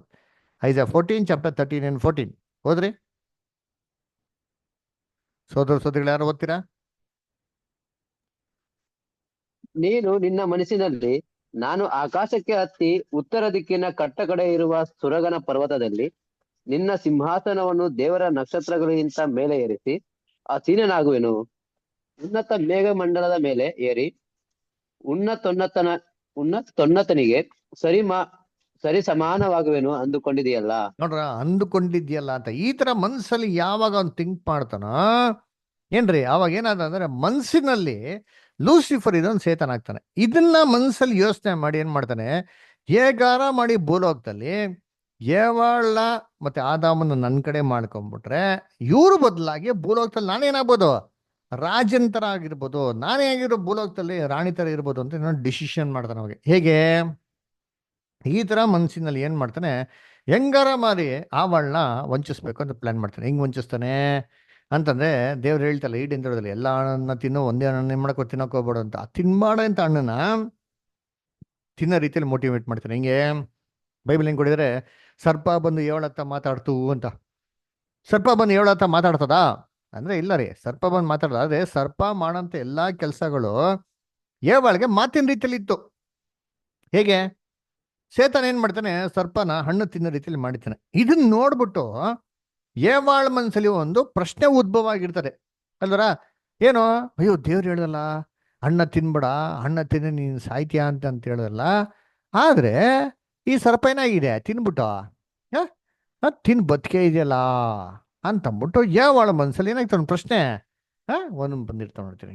ಈ ಪ್ರಶ್ನೆಗೆ ಸೇತಾನೇನು ಉತ್ತರ ಕೊಟ್ಟಿದ್ದಾನೆ, ಅಯ್ಯೋ ನೀನು ಹೇಗೂ ಸಾಯುವುದಿಲ್ಲ ಅಂತ ಅವನು ಉತ್ತರ ಕೊಟ್ಟಿದ್ದಾನೆ. ಈ ಒಂದು ಉತ್ತರಕ್ಕೆ ಇವಳ ಮನ್ಸಲ್ಲಿ ಇನ್ನೊಂದು ಪ್ರಶ್ನೆ ಬಿಡ್ತಾನೆ, ದೇವ್ರು ಏನಕ್ಕಪ್ಪ ಹೇಳಿದ್ರು ತಿನ್ಬೇಡ ಅಂತಂದ್ಬಿಡ. ಅಯ್ಯೋ ನೀನು ತಿಂದ್ರೆ ದೇವ್ರ ತರ ಆಗೋಯ್ತಿ ಅಂತ ದೇವ್ರ ಭಯ, ಅದಕ್ಕೆ ದೇವ್ರ ತಡಿತಾವ್ರೆ ಅಂತಂದ್ಬಿಡ. ಅದಕ್ಕೆ ಹುಡುಗನ ಆಗ್ಬಿಡ್ತು, ಆಸೆ ಆಗ್ಬಿಡ್ತು, ಅಯ್ಯೋ ನಾನು ತಿಂದ್ರೆ ದೇವ್ರ ತರ ಆಗ್ಬಿಡ್ತೀವಿ ಅಂತ ಏನ್ ಮಾಡ್ತಾಳೆ ಇವಳು, ತಿನ್ಬಾಡ ಅಂತ ಅಣ್ಣನ್ ತಿನ್ನೋದಕ್ಕೆ ಏನ್ ಮಾಡ್ತಾರಲ್ಲ ರೀ, ಅಲ್ಲಿ ಹೋಗ್ತಾಳೆ ನೋಡಿ. ಲೋಕದಲ್ಲಿ ಇದೇ ಫಸ್ಟ್ ಪ್ರಶ್ನೆ. ಈ ರೀತಿ ಪ್ರಶ್ನೆ ಮುಖಾಂತರ ಲೋಕದಲ್ಲಿ ಪಾಪ ಮರಣವು ಲೋಕದಲ್ಲಿ ಅಂತೆ ಅಲ್ಲಿ ಬಂತು ಅಲ್ದ್ರ. ಹೆಂಗೆ ಮೊದಲನೇ ಪ್ರಶ್ನೆ ಹೊಡಿತಿದ್ಗೆ ಇವಾಗ ಕ್ವಶನ್ ಮಾರ್ಕ್ ಹಾಕ್ಬೇಕಾದ್ರೆ ಹೆಂಗ್ ಹಾಕ್ತಿರಿ, ಸರ್ಪದ ಹೆಡೆ ತರ ಆಗ್ತೀರಿ. ಕರೆಕ್ಟಾ? ಯಾಕೆ ಸರ್ಪದ ತರ ಹೆಡೆ ತರ ಆಗ್ತೀರಿ ಅಂದ್ರೆ ಪ್ರಶ್ನೆ ಉದ್ಭವ ಆಗಿರೋದೇ ಸರ್ಪದಿಂದ. ನೋಡಿ, ಸರ್ಪ ಮಾಡೋದ್ ಕೆಲಸದಿಂದ ಅಂದ್ರೆ ಸರ್ಪ ತಿಂತಾರದ್ ನೋಡ್ಬಿಟ್ಟು ಇವ್ರ ಮನ್ಸೇನ ಪ್ರಶ್ನೆ ಬಂದ್ರೆ ಅದಕ್ಕೆ ಕ್ವಶನ್ ಮಾರ್ಕ್ ಸರ್ಪದ ತರನೇ ಹಾಕದ್ರಿ ಅಲ್ವರ. ಅದಕ್ಕೆ ಕರ್ತನಲ್ಲಿ ಪ್ರೀತಿ ಅಂತ ಸಹೋದರ ಸಹೋದರಿಗಳೇ, first question in this world came through the serpent. ಅದಕ್ಕೆ ಸರ್ಪೆಂಟ್ ಒಂದು ಇದನ್ನ ಕ್ವಶನ್ ಮಾರ್ಕ್ ಆಗಿ ಏನ್ ಮಾಡೋದಲ್ಲಿ, ಅದರ ಸರ್ಪೆಂಟ್ ಸೂಡ್ ಏನ್ ಮಾಡೋದಲ್ಲಿ ಕ್ವಶನ್ ಮಾರ್ಕ್ ಆಗಿ ಏನ್ ಮಾಡ್ತೇವೆ ಯೂಸ್ ಮಾಡ್ತಾರೆ. ಅದರ ಕರ್ತನಲ್ಲಿ ಪ್ರೀತಿ ಅಂತ ಸ್ವರಗಳೇ, ದೇವರು ಆವಾಗ ಇವನ ಈಡಿಂದ ಹೊರಗಡೆ ಕಳಿಸ್ಬಿಡ್ತಾರೆ. ಅವಾಗ ಹೋದಲ್ಲ, ನಿನ್ನ ನಿಮಿತ್ತವಾಗಿ ಭೂಮಿ ಏನಾಗಿದೆ, ಶಪಿಸಲ್ಪಟ್ಟಿದೆ, ಮುಳ್ಳು ಕಳೆಗಳನ್ನ ತರ್ತದೆ, ಅದು ಬೆವರು ಸುರಿಸಿ ಜೀವಮಾನವೆಲ್ಲ ತಿನ್ಬೇಕು ಅಂತ ಹೇಳ್ಬೇಕಾರೆ ಆದಮ್ಮಂದೆ ಅವಳು ಹೇಳ್ಬಿಟ್ಟು ಅಂದ್ರೆ ಈಡಿಂದ ಹೊರಗಡೆ ಹೋಗ್ಬಿಟ್ಟು ತುಂಬಾ ಕಷ್ಟಪಟ್ಟು ಬೆವರು ಸುರಿಸಿ ಮಾಡಕ್ ಹೋಗ್ತಾರೆ. ಅಣ್ಣ ಅದರ ಹುಟ್ಟುವಳಿಂಗ್ ತಿನ್ಬೇಕಾಗಿರ್ತಾರೆ ಅಲ್ದ್ರ. ಹಿಂಗೆ ಏನ್ರ ದಿನ ಕಷ್ಟಪಟ್ಟು ತಿಂತಾ ಇರ್ಬೇಕ್ರೆ ಆದಾಮ್ ಬೆವರು ಸುರಿಸಿ ಕಷ್ಟಪಡ್ಬೇಕ್ರಿ. ಯೋಚನೆ ಮಾಡಿದ್ದೀನಿ, ಬಿಸಿಲಲ್ಲಿ ಏನ್ರಿ ಎಲ್ಲಾ ಕೆಲಸ ಮಾಡ್ತಾ ಇರ್ಬೇಕಾರೆ ಯಾವಾಗಾರ ಒಂದ್ಸಲ ಮುಳ್ಳು ಏನೋ ಚುಚ್ಕೊಂಡಿರ್ಬೇಕಾರೆ ಎಷ್ಟು ಕೊಬ್ಬ ಅಂತೀರ ಆದಾಮ್ಗೆ. ಈಡೇನ್ ತೋಟದಲ್ಲಿ ಎಷ್ಟು ಚೆನ್ನಾಗಿದ್ರಿ, ನಮ್ಗೆ ಹಿಂಗ್ ಮಾಡ್ಬಿಟ್ರಲ್ಲ, ಅಯ್ಯೋ ಆ ಸರ್ಪ, ಆ ಸರ್ಪದಿಂಗೆಲ್ಲ ಆಗೋಯ್ತಲ್ಲ, ಮುಳ್ಳು ಚುಚ್ಕೊಂಡ್ಬಿಡ್ತಲ್ಲ, ಇಷ್ಟೆಲ್ಲ ಬೆವರು ಸುರಿಸಿ ನಾವು ಮಾಡ್ಬೇಕಲ್ಲ, ನನ್ನಿಂದ ಭೂಮಿ ಶಪಿಸಲ್ಪಟ್ಟಿದೆಯಲ್ಲ, ಭೂಮಿ ಏನ್ ಮಾಡಕ್ಕಾಗ್ತಲ್ಲ, ಹುಟ್ಟುವಳಿ ತರಕಾಗ್ತಾ ಇಲ್ವಲ್ಲ ಅಂತ ಎಷ್ಟು ಕೋಪ ಇರ್ತಾರೆ ಅಂದ್ರೆ, ಆ ಟೈಮಲ್ಲಿ ಒಂದು ಸರ್ಪ ನೋಡಿದ ತಕ್ಷಣ ಅವ್ನು ಹೆಂಗೆ ಅನ್ಸುತ್ತಾರೆ, ಏಯ್ ನಿನ್ ತಾನೆ ಆಗಿರೋದು ಅಂತ ಮಾಡ್ತಾನೆ, ಸರ್ಪನ ಹೊಡೆಯಕ್ ಹೋಗಿರ್ತಾನೆ. ಆದ್ರೆ ಸರ್ಪ ಸಾಯ್ತದ ಫಸ್ಟ್ ಎಲ್ಲ ಹೊಡೆದಿರ್ತಾನೆ, ಬಾಲಕ್ಕೆ ಬಿದ್ದಿರ್ತಾರೆ, ಬಾಲ ಕಟ್ಟಾಕ್ಬಿಡ್ತಾರೆ, ಅದು ಸ್ವಲ್ಪ ಬದುಕ್ಬಿಡ್ತಾರೆ. ಇದೇನಿದು ಸರ್ಪ ಬದುಕಿದಿಲ್ಲ. ಆವಾಗ ಈಡೇನ್ ತೋಟದಲ್ಲಿ ಹೇಳಿದ್ರ ಮಾತನ್ನ ಜ್ಞಾಪಿಸ್ಕೊಂತಾನೆ, ಓಹೋ ಎಲ್ಲಿ ಹೊಡಿಬೇಕು, ತಲೆಗೆ ಹೊಡಿಬೇಕು ಅಂತ ಹೇಳೈತಲ್ಲ ಅಂಟೆ ಮಾಡೋದು, ತಲೆಗೆ ಒಂದ್ಸರಿ ಹೊಡೆದಿದ್ದಾನೆ. ತಲೆಗೆ ಹೊಡೆದಿದ ತಕ್ಷಣ ಸರ್ಪ ಏನಾಗಿರ್ತಾರೆ, ಸತ್ತೋಗಿರ್ತಾರೆ ನೋಡಿ. ಅವಾಗ ಈಡೇನ್ ತೋಟದ ಮಾತು ಆದಾಮ್ ಏನಾಯ್ತು, ನೆರವೇರೋ ತರ ಕಾಣಿಸ್ತು. ಅದಕ್ಕೆ ಹೇಳ್ತಾರೆ ಗೊತ್ತಾ, ಆದಾಮ್ಗೆ ನಿನಗೂ ಸ್ತ್ರೀ ಸಂತಾನಕ್ಕೂ ಅಗೆತನ ಇರುವ ಹಾಗೆ ಮಾಡುವೇನೋ, ಅದರ ಅದು ನಿನ್ನ ತಲೆಯನ್ನು ಜಜ್ಜುವುದು, ನೀ ಕಾಲ ಹಿಡಿಯನ್ನು ಕಚ್ಚಿವಿ ಅಂತ ಹೇಳ್ಬೇಕಾದ್ರೆ ಇದರಲ್ಲಿ ಎರಡು ಮೀನಿಂಗ್ ಇದೆ ರೀ. ಒಂದು ಆತ್ಮಿಕ ಅರ್ಥ ಇದೆ, ಇನ್ನೊಂದು ನೇರವಾಗಿರೋಂಥ ಅರ್ಥ ಇದೆ ರೀ. ಅದು ಚೆನ್ನಾಗಿ ಅರ್ಥ ಮಾಡ್ಕೊಬೇಕು ನೋಡಿ. ಒಂದು ನೇರವಾಗಿರೋಂಥ ಭಾಷೆ ಏನಪ್ಪ, ನೇರವಾಗಿರೋ ಅರ್ಥ ಏನಂತಂದ್ರೆ ಏನ್ರಿ, ಆ ಜೀವಮಾನವಲ್ಲ ನೀನಂತ ಹೊಟ್ಟೆ ಮೇಲೆ ಹರಿದು ನೀನು ಚಲಿಸುವಿ ಅಂತಂತಾರೆ. ಹಂಗಾರೆ ಮೋಸ್ಟ್ಲಿ ಸರ್ಪಕ್ಕೆ ಏನ್ರಿ ಈ ಶಾಪ ಕೊಡೋಕ್ಕಿಂತ ಮುಂಚೆ ಕೈಕಾಲು ಇದ್ದಿರ್ಬೋದು ಬೇರೆ ಪ್ರಾಣಿಗಳ್ತಾರೆ. ಅದು ಯಾವಾಗ ಶಾಪ ಕೊಡ್ತಾರೋ ಜೀವಮಾನವಲ್ಲ ನೀನು ಹರಿದು ನೀನು ಹೋಗ್ತೀಯಾ ಅಂತಂತಾರೆ. ಅದಕ್ಕೆ ಕೈಕಾಲಿಲ್ಲ ಅವನಿಗೆ ಸರ್ಪಕ್ಕೆ ಅಲ್ದ್ರೆ. ಆಮೇಲೆ ನಿನ್ ಜೀವಮಾನವಲ್ಲ ಏನ್ ತಿಂತೆ ಅಂದ್ರು, ನೀನು ಧೂಳನ್ನು ತಿನ್ನುವಿ ಅಂತ ಹೇಳ್ತಾರೆ. ಧೂಳನ್ನೇನೋ ಏನು ಆವು ಬರೀ ಧೂಳ ತಿಂತದೆ ಅಲ್ದ್ರ. ಧೂಳು ಅಂತಂದ್ರೆ ಮಣ್ಣು ಅಲ್ದ್ರ. ಮಣ್ಣು ಅಂದ್ರೆ ಏನ್ರಿ, ಮರಣ ರೀ. ಅದೇ ಹೇಳ್ತಾರೆ ಗೊತ್ತಾ ಕನ್ನಡದಲ್ಲಿ, ನಿನ್ ಬಾಯಿಗೆ ಮಣ್ಣಾಕ ಅಂತ. ನೀನು ಬಾಯಿಗೆ ಮಣ್ಣಾಕ ಅಂತಂದ್ರೆ ಸತ್ತೋಗ್ಬಿಡು, ನಾಶ ಆಗ್ಬಿಡು, ಅದರ ಮರಣ ಹೊಂದ್ಬಿಡು ಅಂತ. ಹಾಗಾದ್ರೆ ಮಣ್ಣನ್ನ ತಿಂತೀಯ, ಧೂಳನ್ನ ತಿಂತೀಯ ಅಂದ್ರೆ ಸರ್ಪ ಸಾಯ್ತಾರೆ ಅಂತ ಅರ್ಥ. ಅದಕ್ಕೆ ಮರಣದ ಶಾಪನ ಸರ್ಪಕ್ಕೆ ಕೊಟ್ರು. ಮೀಕಾದಲ್ಲಿ ಓದ ನೋಡಿತೀನಿ, ಮೀಕಾ 7:17 ಓದಿ. ಮೀಕಾ 7:17 ಓದ್ರಿ. ವಿಕ್ರಮ್ ಬದರ್ ಓದ್ಬೋದ?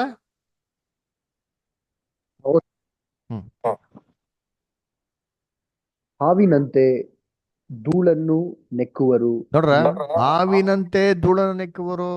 ಮನುಷ್ಯರು ಹಾವಿನಂತೆ ಧೂಳನ್ನು ನೆಕ್ತಾರಂತೆ.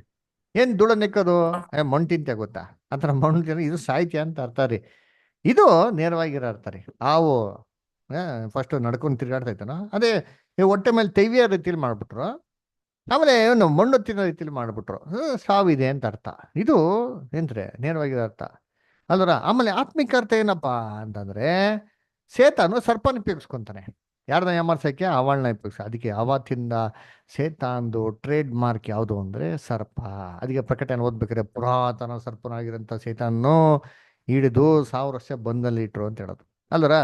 ಅದಕ್ಕೆ ಏನ್ರಿ ಅಲ್ಲಿ ನೀನ್ ಜೀವಮಾನವಲ್ಲ ನೆಲದ ಮೇಲೆ ನೀನು ತೆವಿತೀಯ ಅಂತ ಹೇಳ್ಬೇಕಾರೆ ಏನರ್ಥ ಏನ್ರಿ, ಇವನು ಉದಯ ನಕ್ಷತ್ರವಾಗಿದ್ನ ರೀ.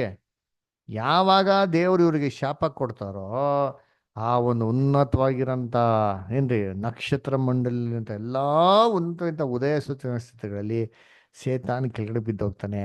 ದೇವರ ಕೃಪೆಯನ್ನು ಕಳ್ಕೊಂಡ್ಬಿಡ್ತಾನೆ ಅಲ್ವರ, ದೇವರ ದಯೆಯನ್ನು ಕಳ್ಕೊಂಡ್ಬಿಡ್ತಾನೆ ಅಲ್ವರ. ಅದಕ್ಕೆ ದೇವರು ಅವನ್ ತಿರ್ಗಾ ಅವನ ಪರಲೋಕಕ್ಕೆ ಸ್ವೀಕಾರ ಮಾಡಲ್ಲ. ಆಮೇಲೆ ಮಣ್ಣು ತಿಂತಾನೇನ್ರಿ, ಮರಣ ನಾಶ ಅಂದ್ರೆ ಒಂದಲ್ಲ ಒಂದಿನ ಖಂಡಿತವಾಗ ಇವ್ರಿಗೆ ಏನಾಗ್ತಾರೆ, ನಾಶ ಆಗೇ ಆಗ್ತಾರೆ ಅಂತ ಅರ್ಥ. ಅದರ ಈ ರೀತಿ ಕರ್ತನಲ್ಲಿ ಪ್ರಿಯಗಳೇ, ಈ ಒಂದು ದೇವರಂತ ಮಾತಲ್ಲಿ ಚೆನ್ನಾಗಿ ಅರ್ಥ ಮಾಡ್ಕೊಳ್ಳಿ. ಒಂದು ನೇರವಾಗಿರೋಂಥ ಅರ್ಥ ಇದೆ, ಇನ್ನೊಂದು ಆತ್ಮಿಕ ಅರ್ಥ ಇದೆ. ನೇರವಾಗಿರೋ ಅರ್ಥ ಏನ್ರಿ, ಸರ್ಪಕ್ಕೆ ಶಾಪ ಕೊಡ್ತು, ಸರ್ಪ ಸತ್ತೋಯ್ತು. ಆದ್ರೆ ಆತ್ಮಿಕ ಅಂತ ಅರ್ಥ ಅಂದ್ರೆ ಅದು ಯಾರನ್ನ ಸೂಚನೆ ಮಾಡ್ತಾರೆ, ಸೇತಾನ್ನ ಸೂಚನೆ ಮಾಡ್ತಾರೆ. ಸೇತಾನ್ನ ದೇವ್ರು ಹಿಂಗ್ ಸುಮ್ಮನೆ ಬಿಡೋದಿಲ್ಲ, ಅವ್ನು ಮಾಡಿರೋ ತಪ್ಪಿಂದ ಅವನ ಸಾಯಿಸ್ತಾರೆ ಅಂತಂದ್ಬಿಟ್ಟು ದೇವ್ರ ಆಶ್ವಾಸನೆ ಕೊಟ್ರು. ಸರಿ, ಇವಾಗ ಯೋಚನೆ ಮಾಡ್ರಿ, ಆದಾಮಿಗೆ ಮತ್ತೆ ಈಡೇನ್ ತೋಟದಲ್ಲಿ ಇರ್ಬೇಕಾರೆ ಒಳಗೆ ಮಾಡಿದ್ನ ಹೇಳಿದ್ರು. ಹಂಗಾರೆ ಅವತ್ತಿಂದ ಆದಾಮ್ ಮತ್ತೆ ಅವಳಿಗೆ ಒಂದೇ ನಿರೀಕ್ಷೆ ಬಂತು. ಓ, ನನ್ನಲ್ಲಿ ಒಂದು ಸಂತತಿ ಬರ್ತದಪ್ಪ, ನನಗೊಂದು ಮಗು ಬರ್ತಾರೆ. ಮಗು ಬಂದು ಏನ್ ಮಾಡ್ತಾರೆ? ಸರ್ಪ ತಲೆನ ಜಸ್ತದೆ ಜಸ್ತದೆ ಜಸ್ತದೆ ಅಂತ. ಅದೇನಾಯ್ತು? ಕಾಯಿನು ಯಾರನ್ನ ಸಾಯ್ಸಾಕ್ಬಿಟ್ಟ? ಆಬೇಲ್ನ ಸಾಯ್ಸಾಕ್ಬಿಟ್ಟ. ಅರೆ, ಮೊದಲನೇ ಮಗಿರಂತ ಕಾಯಿನು ಅವನೇನ್ ಮಾಡ್ಬೇಕಾಯ್ತು? ಅವನು ಸರ್ಪನ್ ತಲೆನ್ ಜಜ್ಜಪ್ಪ ಅಂದ್ರೆ ತನ್ನ ಏನ್ ಮಾಡ್ಬಿಟ್ಟ? ತನ್ನ ಸಹೋದರನ ತಲೆನೇ ಜಜ್ಜಾಕ್ಬಿಟ್ನಲ್ಲ. ಅವಾಗ ಏನಾಗೋಯ್ತು ಅಂದ್ರೆ, ಹಿಂಗೆ ಹೋಗ್ತಾ ಹೋಗ್ತಾ ಆದಾಮ್ ಮತ್ತೆ ಅವಳು ಅವಾಗ ಮರ್ತು ಬಿಟ್ರು. ಯಾಕಂದ್ರೆ ಅವಾಗ ನೆರವೇರೋದೇನಾಗಿಲ್ಲ, ಕಣ್ಮುಂದೆ ಕಾಣಿಸಿಲ್ವಲ್ಲ. ಆದ್ರೆ ಏನ್ರಿ, ಮನುಷ್ಯ ಮರ್ತರು ಸರಿ, ದೇವ್ರ ಮರಲಿಲ್ಲ. ಮೊದಲನೇ ಲೋಕ ಅಂತ್ಯ ಆಗ್ಬಿಡ್ತೋ, ಎರಡನೇ ಲೋಕ ಬಂತ್ಯೋ. ಅದರ ಎರಡನೇ ಲೋಕದಲ್ಲಿ ದೇವ್ರು ಅದೇ ವಾಗ್ದಾನನ ಹೊಸ್ದಾಗಿ ರಿನ್ಯೂ ಮಾಡ್ತಾರೆ. ಹೊಸ್ದಾಗಿ ಹೇಳ್ತಾರೆ. ಯಾರಿಗೆ? ಅಬ್ರಹಾಮ್ಗೆ. ಏನ್ ಹೇಳ್ತಾರೆ? ನಿನ್ನ ಸಂತತಿ ಮುಖಾಂತರ ಎಲ್ಲಾನು ಆಶೀರ್ವಾದ ಮಾಡೇ ಮಾಡ್ತೀನಿ. ಆಕಾಶ ನಕ್ಷತ್ರಗಳ ಥರಯೋ ಸಮುದ್ರದ ಉಸುಬು ಥರ ಎಲ್ಲಾನು ಆಶೀರ್ವಾದ ಮಾಡ್ತೀನಿ, ಅಸಂಖ್ಯವಾಗಿ ಮಾಡ್ತೀನಿ ಅಂತ ಹೇಳ್ತಾರೆ. ಅದರ ಸರಿ, ಆದಾಮಿಗಳಂತ ಅದೇ ವಾಗ್ದಾನ ಇಲ್ಲಿ ಬೇರೆ ಥರ ಏನು ಮಾಡ್ತಾರೆ ಅಲ್ಲಿ ಅಬ್ರಹಾಮ್ಗೆ ಹೇಳ್ತಾರೆ. ಯಾಕೆ? ಏನರ್ಥ? ಹಿಂಗೆ ಅಂತಂದ್ರೆ, ಕರ್ತನಲ್ಲಿ ಪ್ರೀತಿ ಅಂತ ಸೊರಸಗಳೇ ಏನಂತಂದ್ರು? ಅಬ್ರಹಾಮ್ಗೆ ನಿನ್ನ ಸಂತತಿ ಮುಖಾಂತರ ಎಲ್ಲಾನು ಆಶೀರ್ವದಿಸ್ತೀನಿ ಅಂದರು. ಆದಾಮ ಏನಂತಂದ್ರು? ನಿನ್ನ ಸಂತತಿ ಬಂದು ಸರ್ಪ ತಲೆ ಜಸ್ತಿನೇ ಅಂತಂದ್ರು. ಎರಡು ಒಂದೇ ರೀ. ಅಲ್ಲೂ ಸಂತತಿನೇ, ಇಲ್ಲೂ ಸಂತತಿನೇ, ಎರಡು ಒಂದೇ. ಏನಪ್ಪ ವ್ಯತ್ಯಾಸ ಅಂದ್ರೆ, ಅಲ್ಲಿ ನೆಗೆಟಿವ್ ಆಗಿ ಹೇಳಿದ್ರು, ಇಲ್ಲಿ ಪಾಸಿಟಿವ್ ಆಗಿ ಹೇಳ್ತಾರೆ. ಸರ್ಪನ್ ತಲೆನ ಜಜ್ಜನ ಏನ್ ಮಾಡು, ಎಲ್ಲಾದ್ರೂ ಆಶೀರ್ವಾದ ಮಾಡ್ತೀನಿ ಅಂತ ಹೇಳೋದು ಎರಡು ಒಂದೇ ರೀ. ಆದ್ರೆ ಅಲ್ಲಿ ನೆಗೆಟಿವ್ ಆಗಿ ಹೇಳಿದರೆ, ಇಲ್ಲಿ ಪಾಸಿಟಿವ್ ಆಗಿ ಹೇಳಿದರೆ, ಹಂಗ ಸ್ಪಷ್ಟವಾಗಿ ಏನು ಒಳ್ಳೇದು ಮಾಡ್ತೀನಿ ಅಂತ ಹೇಳಿದಾರೆ. ಅದಕ್ಕೆ ಅಬ್ರಾಹ್ಮಿಗೆ ವಾಗ್ದಾನ ಮೇಲೆ ನಂಬಿಕೆ ಇರ್ತದ್ರಿ. ಇಸಾಕ್ ಅಂತ ಮಗನ್ ಹುಡ್ತಾರೆ. ಇಸಾಕ ಏನ್ ಬಿಡ್ತಾರೆ? ಇಸಾಕೆ ಸಂತತಿ ತಿಳ್ಕೊಂತಾರೆ. ಆ ಇಸಾಕ್ ಮುಂದೆ ಏನಾಗಲ್ಲ, ಇಸಾಕಿಗೆ ಇನ್ನೊಂದು ಮಗು ಹುಡ್ತದೆ. ಯಾರಪ್ಪ? ಯಾಕೋಬ್. ಅದಕ್ಕೆ ಇಸಾಕ್ ಏನ್ ಮಾಡ್ತಾನೆ? ಏಸಾವ್ ಮತ್ತೆ ಯಾಕೋಬ್ನಲ್ಲಿ ಏಸಾವುನ ಅಲ್ಲ, ಯಾಕೋಬನ ದೇವ್ರ ಆಯ್ಕೆ ಮಾಡೋಣ ಗೊತ್ತಾಗ್ತಾರೆ ನೋಡಿದ್ರಿ. ಅರೆ, ಯಾಕೋಬೆ ಸಂತತಿನ ಅಂದ್ರೆ ಇಲ್ಲ ರೀ. ಯಾಕೋಬ್ಗೆ 12 ಜನ ಮಕ್ಳಿರ್ತಾರೆ. 12 ಜನ ಮಕ್ಳುಗಳಲ್ಲಿ ಯಾವ ಸಂತತಿನ ದೇವ್ರ ಆಯ್ಕೆ ಮಾಡಿದ್ದು ಅಂತ ನೋಡಿದ್ರೆ ಯಹೂದ ಗೋತ್ರ. ಯಾಕೆ ನೋಡಿ, ಯಹೂದ ಗೋತ್ರದಿಂದಾನೇ ಸಮಾಧಾನದ ಕರ್ತನೂ ಬರಬೇಕಂತೆ. ಎಲ್ಲಿದೆ? ಆದಿಕಾಂಡ 49ನೇ ಅಧ್ಯಾಯ 9ನೇ ವಾಕ್ಯ. ಜೆನಿಸಿಸ್ 49:9 ಹೋದ್ರಿ ಯಾರಾದ್ರ? ಜೆನಿಸಿಸ್ 49:9. ಯಹೂದನು ಪ್ರಾಯದ ಸಿಂಹದಂತಿದ್ದಾನೆ. ನಿನ್ನ ಪುತ್ರನೇ, ನೀನು ಮೃಗವನ್ನು ಹಿಡಿದು ಕೊಂದು ಬೆಟ್ಟವನ್ನು ಸೇರಿದ ಸಿಂಹದೋಪಾದಿಯಲ್ಲಿದ್ದಿ. ಅವನು ಸಿಂಹದಂತೆ ಕಾಲು ಮುದುರಿ ಹೊಂಚು ಹಾಕಿಕೊಂಡಿದ್ದಾನೆ. ಮೃಗೇಂದ್ರನಿಗೆ ಸಮಾನನಾದ ಇವನನ್ನು ಕೆಣಕುವುದು ಯಾರಿಂದಾದೀತು? ಆಮೇಲೆ ಕಂಟಿನ್ಯೂ. ರಾಜದಂಡನವನ್ನು ಹಿಡಿತಕ್ಕದವನು ಬರುವ ತನಕ, ಆ ರಾಜದಂಡವನ್ನು ಹಿಡಿಯತಕ್ಕವನು ಬರುವ ತನಕ ಆ ದಂಡವು ಯಹೂದನ ಕೈಯಿಂದ ತಪ್ಪುವುದಿಲ್ಲ. ನೋಡ್ರ, ರಾಜದಂಡವನ್ನು ಏನ್ರಿ ಕ್ರಿಸ್ತನು ತನ್ನ ರಾಜ್ಯವನ್ನು ಸ್ಥಾಪನೆ ಮಾಡಕ್ ಬರ್ತಾ ಗೊತ್ತಾ? ಆ ರಾಜ್ಯದಂಡವನ್ನು ಹಿಡಿಯತಕ್ಕವನು ಕ್ರಿಸ್ತನು ಬರುವ ತನಕ ಯಹೂದ್ಯದಿಂದ ದಂಡ ಹೋಗೋದಿಲ್ಲ ಅಂತ ಹೇಳ್ತಾರೆ. ಹಂಗಾರೆ ಯಹೂದಿಯ ಗೋತ್ರದಿಂದಾನೇ ರಾಜನ ಬರ್ಬೇಕ್ರಿ. ಅದರ ನೋಡಿ, ಹಿಂಗೆ ಹೇಳಿದ ತಕ್ಷಣ ಸೇತಾನ ಏನಾಗ್ಬಿಡ್ತಾನೆ? ಇವಾಗ ಅಲರ್ಟ್ ಆಗ್ಬಿಡ್ತಾನೆ. ಯಾಕೆ ನೋಡಿ, ವಾಗ್ದಾನ ಚೆನ್ನಾಗಿ ಅರ್ಥ ಮಾಡ್ಕೊಳ್ಳಿ. ಪಾಠ ಚೆನ್ನಾಗಿ ತುಂಬಾ ಇಂಪಾರ್ಟೆಂಟ್ ಕೇಳ್ರಿ. ದೇವ್ರು ಹೇಳಿದ್ದೇನು? ಸರ್ಪ ತಲೆನ ಜಜ್ಜದಕ್ಕೆ ಯಾರು ಬರ್ತಾರೆ? ಸಂತತಿ ಬರ್ತಾರೆ ಅಂತಂದ್ರು. ಸರ್ಪ ಅಂದ್ರೆ ಸೇತಾನ. ಹಂಗ ಸೇತಾನ ನಾಶ ಮಾಡಕ್ಕೆ ಅವ್ರು ಸಂತತಿ ಬರ್ತಾನೆ ಅಂತಂದ್ರು. ಇವಾಗ ಈ ಮಾತನ್ನ ಮನುಷ್ಯರು ಮಾತ್ರ ಅಲ್ಲ, ಸೇತಾನ್ ಕೂಡ ಕೇಳ್ಕೊಂಡಿತ್ತಾನ್ರಿ. ಓಹೋ, ಹಂಗಾರೆ ನನ್ನ ನಾಶ ಮಾಡಕ್ಕೆ ಏನ್ ಬರ್ತಾರ ಒಬ್ರು? ಸಂತತಿ ಬರ್ತಾರಪ್ಪ, ಅವ್ರು ಯಾರು? ಅವ್ರ ಬಗ್ಗೆ ಹುಷಾರಾಗಿರ್ಬೇಕು ಅಂತ ಸೇತಾನ್ ಏನ್ ಮಾಡ್ತಾನೆ? ಎಲ್ಲ ತರ ಕೇರ್ಫುಲ್ ಆಗಿ ಎಲ್ಲಾ ತರ ವಾಚ್ ಮಾಡ್ಕೊಂಡೇ ಬಂದಿರ್ತಾವ ನೋಡಿ. ಆದಾಮ್ ಮರ್ತೋಗ್ಬಿಟ್ಟ, ಫುಲ್ ಖುಷಿ ಆಗ್ಬಿಟ್ಟ. ಅಬ್ರಾಹ್ಮ ವಾಗ್ದಾನ ಮಾಡಿದ್ರು, ಏನು ಸೇತಾನ ಅಲರ್ಟ್ ಆಗ್ಬಿಟ್ಟ. ಅದರ ಆಮೇಲೆ ಇಸ್ರೇಲ್ ರಾಜ್ಯನ ದೇವ್ರು ಆಯ್ಕೆ ಮಾಡ್ಕೊಂಡವ್ರೆ, ಅದ್ರಲ್ಲಿ ಯಹೂದ ಗೋತ್ರನ ಆಯ್ಕೆ ಮಾಡ್ಕೊಂಡವ್ರೆ ಅಂದ ತಕ್ಷಣ ಸೇತಾನ್ ಫುಲ್ ಅಲರ್ಟ್ ಆಗ್ಬಿಟ್ಟ. ಯಾಕೆ ಅಂದ್ರೆ ಸೇತಾನ್ಗೆ ತುಂಬಾ ಭಯ. ಅಂದ್ರೆ ಏನಪ್ಪಾ ಅಂದ್ರೆ ಏನ್ರಿ, ಯಾವಾಗ ಸಂತತಿ ಬಂದ್ ತಲೆನಾಶ ಮಾಡ್ಬಿಡ್ತಾರೋ, ತುಡ್ದಾಕ್ಬಿಡ್ತಾರೋ ಅಂತ ಸೇತಾನ್ಗೇನ್ರಿ ಭಯ ರೀ. ಇದಕ್ಕೆ ಏನ್ ಮಾಡ್ದ? ಇಸ್ರೇಲ್ ರಾಜ್ಯ ಇದ್ರೆ ತಾನೆ ಇಸ್ರೇಲ್ ಸಂತತಿ ಬರ್ದು ಇಸ್ರೇಲ್ ನಾಶ ಮಾಡ್ಬಿಡೋಣ ಅಂತ ಏನ್ ಮಾಡ್ತಾನೆ?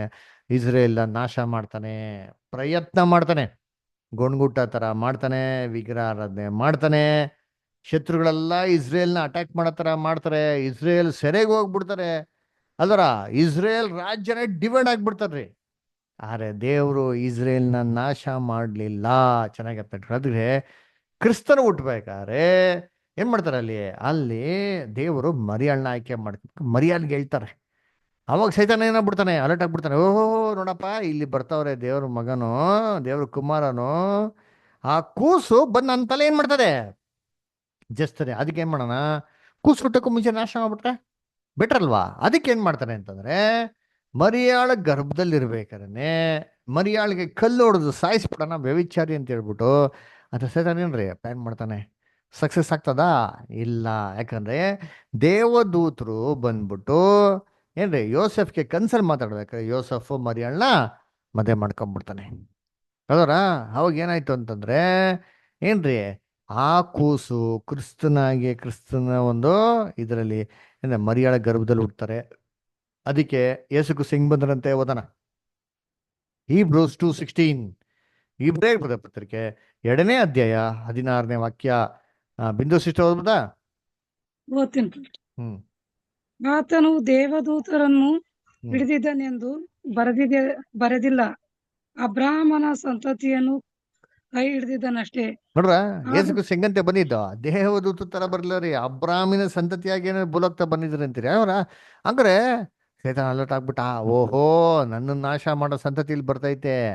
ಹುಟ್ಬಿಟ್ರು ಕ್ರೈಸ್ತ, ಹುಟ್ಟಕ್ಕೆ ಮುಂಚೆ ಸಾಯಿಸಿ ಪ್ರಯತ್ನ ಆಗಿಲ್ಲ, ಅವಾಗ ಹುಟ್ಬಿಟ್ಟು ಆಮೇಲೆ ಯೇಸು ಕ್ರಿಸ್ತನ ಸಾಯಿಸೋದಕ್ಕೆ ಪ್ರಯತ್ನ ಮಾಡಿರ್ತೀನಿ. ಹಿಂಗೆ ಎರಡು ಮುಖಾಂತರ ಏನ್ ಮಾಡ್ತಾನೆ, ಯೇಸು ಕ್ರಿಸ್ತ ಸಿಗ್ದಿರ್ಬೇಕು ಗೊತ್ತಾಗಿದ ತಕ್ಷಣ ಯಾರ ಗಂಡು ಮಕ್ಕಳು ಎಲ್ಲಾನು ಸಾಯಿಸಕ್ಕೆ ಪ್ರಮಾಣ ಕೊಡ್ತಾ ಹೊಡಿತೀನಿ. ಇದೇ ಪ್ರಕಾರ ಸೇತಾನ್ ಏನ್ ಮಾಡ್ತಾನೆ, ಕ್ರಿಸ್ತನ್ನ ಸಾಯಿಸೋದಕ್ಕೆ ಪ್ರಯತ್ನ ಮಾಡ್ತಾ ಇರ್ತಾರೆ. ಆದ್ರೆ ಯಾವುದೂ ಸಕ್ಸಸ್ ಆಗಿಲ್ಲ. ಯೇಸು ಕ್ರಿಸ್ತು ಬರ್ತಾರೆ, ದೀಕ್ಷಿಸನ ತಗೊಂತಾರೆ, ತನ್ನ ಸೇವೆನ ಏನ್ ಮಾಡ್ತಾರೆ ಅಲ್ಲಿ ಆರಂಭ ಮಾಡ್ತಾನೆ. ದೀಕ್ಷಿಸನ ತೊಗೊಂಡಿದ ತಕ್ಷಣ ಕೂಡ ಸೇತಾನ್ ಏನ್ ಮಾಡ್ತಾನೆ, ಕ್ರಿಸ್ತನಿಗೆ ಶೋಧನೆ ಕೊಡ್ತಾನೆ. ನಿನ್ ದೇವ್ರ ಮಗನಾಗಿದೆ, ಕಲ್ಲು ಏನ್ ಮಾಡು ನೀನು, ರೊಟ್ಟಿ ಮಾಡ್ಕೊಂಡು ತಿನ್ನು ಅಲ್ಲರ. ನೀನ್ ದೇವ್ರ ಮಗನಾಗಿದೆ, ಕಲ್ಲನ್ನ ರೊಟ್ಟಿ ಮಾಡ್ಕೊಂಡು ತಿನ್ನೋ ಅರ್ಥ ಏನ್ರಿ? ಇವ್ರಿಗೆ ಗೊತ್ತಿಲ್ವಾ ಲೂಸಿಫರ್ಗೆ ಯೇಸು ಕ್ರಿಸ್ತ ದೇವ್ರ ಮಗನ ಹೌದು ಅಲ್ವಾ ಅಂತ ಗೊತ್ತಾನೆ. ಯಾಕೆ ಪ್ರಶ್ನೆ ಕೇಳಬೇಕು? ಏನಕ್ಕೆ ಅಂದ್ರೆ, ನೀನ್ ನಿಮ್ಮ ಅಪ್ಪನ ಮಗನಾಗಿದ್ರೆ ಏನ್ ಮಾಡಿ ನೀನು ಕಲ್ಲನ್ನ ರೊಟ್ಟಿ ಮಾಡ್ಕೊಂಡು ತಿನ್ನು. ಆ ಥರ ಹೇಳ್ದೆ ಹೆಂಗಿರ್ತದೆ? ಯೋಚನೆ ಮಾಡಿರ್ತೀನಿ, ಎಷ್ಟು ಪ್ರೊವೋಕಿಂಗ್ ಇರುತ್ತೆ. ನಾವಾರ ಏನ್ ಮಾಡ್ತೀರಿ, ತಿನ್ನು ನೋಡ್ಸ್ಬಿಡ್ತೀರಿ. ಕ್ರಿಸ್ತನ್ ಏನ್ ಮಾಡಿದ್ರು, ಶಾಸ್ತ್ರದಲ್ಲಿ ಬರ್ದಿದೆಯಲ್ಲ, ಮನುಷ್ಯ ರೊಟ್ಟಿಯಿಂದ ಮಾತ್ರ ಬದುಕತಕ್ಕವನಲ್ಲ ಏನ್ರಿ, ದೇವರ ಬಾಯಿಂದ ಓಡುವಂತ ಪ್ರತಿಯೊಂದು ಮಾತಿನ ಮನುಷ್ಯ ಬದುಕ್ತಾನೆ ನಮ್ಗೆ ಹೇಳ್ಬೇಕಾರೆ ಯೇಸು ಕ್ರಿಸ್ತ ಒಂದೊಂದು ಜಯಿಸ್ತಾರೆ ನೋಡಿರ್ತೀನಿ. ಈ ಶೋಧನೆ ಕೊಟ್ಟಿದ್ದೆಲ್ಲ ಏನಕ್ಕೆ ಏನ್ರಿ? ಸೈತಾನ್ಗೆ ಕ್ರಿಸ್ತನ ಮೇಲೆ ಸಿಂಪತಿ ಇದೆಯಾ? ಅಯ್ಯೋ ಹೊಟ್ಟೆ ಇಸ್ಕೊಂಡಿದ್ಯಪ್ಪ, ದಯವಿಟ್ಟು ಏನ್ ಮಾಡಿ ನೀನು ರೊಟ್ಟಿ ಮಾಡ್ಕೊಂಡು ತಿನ್ನು ಅಂತ ಪ್ರೀತಿಯಿಂದ ಹೇಳದ್ನಾ? ಇಲ್ಲ ರೀ. ಏನಾರ ಯೇಸು ಕ್ರಿಸ್ತ ಪವಿತ್ರಾತ್ಮನ ಒಂದು ಪ್ರಭಾವ ಒಂದು ಶಕ್ತಿ ಇಸ್ಕೊಂಡು ರೊಟ್ಟಿ ಮಾಡ್ಕೊಂಡು ತಿನ್ಬಿಡಿದ್ರೆ ಪಾಪ ಮಾಡಿಸ್ಬಿಟ್ಟಿರೋನು. ಪಾಪ ಮಾಡಿಸ್ಬಿಟ್ರೆ ದೇವರೇ ಅವ್ರಿಗೆ ಶಿಕ್ಷೆ ಕೊಟ್ಬಿಡ್ತಾರೆ ಅಂತ ಗೊತ್ತಲ್ವಾ? ಅದಕ್ಕೆ ಪವಿತ್ರಾತ್ಮನ ಸ್ವಂತಕ್ಕಾಗಿ ಯೂಸ್ ಮಾಡ್ಕೊಳೋದು ದೇವ್ರ ಚಿತ್ತ ಅಲ್ಲ ರೀ. ಅದಕ್ಕೆ ಏನ್ ಮಾಡ್ತಾರೆ, ಕ್ರಿಸ್ತನ ಶೋಧನೆಯನ್ನ ಜಯಿಸ್ಬಿಡ್ತಾರೆ. ಹಿಂಗೆ ಇರ್ಬೇಕಾದ್ರೆ ಯೇಸು ಕ್ರಿಸ್ತ ಮೊದಲನೇ ಸತಿಗೆ ಆಲಯದಲ್ಲಿ ಬೋಧನೆ ಮಾಡ್ತಾರೆ. ನೋಡ್ರಿ ಏನಾಗ್ತದೆ ಓದೋಣ, ತುಂಬಾ ಚೆನ್ನಾಗಿದೆ. ಲೂಕನ ಬರೆದಂತ ಸುವಾರ್ತೆ 4ನೇ ಅಧ್ಯಾಯ 21 ಮತ್ತು 22 ಓದ್ರಿ ಯಾರಾದ್ರ. ಲೂಕನ ಬರೆದಂತ ಸುವಾರ್ತೆ 4, 21, 22 ಓದಿ ವಿಜಯ ಅಷ್ಟರ್. ಈ ಹೊತ್ತು ನೀವು ನನ್ನ ಮಾತನ್ನು ಕೇಳುವಲ್ಲಿ ಈ ವೇದೋಕ್ತಿ ನೆರವೇರಿದೆ ಎಂದು ಹೇಳುತ್ತಿರುವಾಗ ಎಲ್ಲರೂ ಆತನನ್ನು ಹೊಗಳಿ ಆತನ ಬಾಯಿಂದ ಹೊರಡುವ ಇಂಪಾದ ಮಾತುಗಳಿಗೆ ಆಶ್ಚರ್ಯಪಟ್ಟು, ಇವನು ಯೋಸೇಫನ ಮಗನಲ್ಲವೇ ಎಂದು ಮಾತಾಡಿಕೊಂಡ್ರು. ಯೇಸು ಕ್ರಿಸ್ತ ಫಸ್ಟ್ ಟೈಮ್ ಪಾಠ ಮಾಡಿದ ತಕ್ಷಣ ಏನಪ್ಪ ಇಷ್ಟು ಚೆನ್ನಾಗಿ ಮಾಡ್ತಾರೆ ಅಂದ್ಬಿಟ್ಟು ಆಶ್ಚರ್ಯ ಪಟ್ರಂತೆ.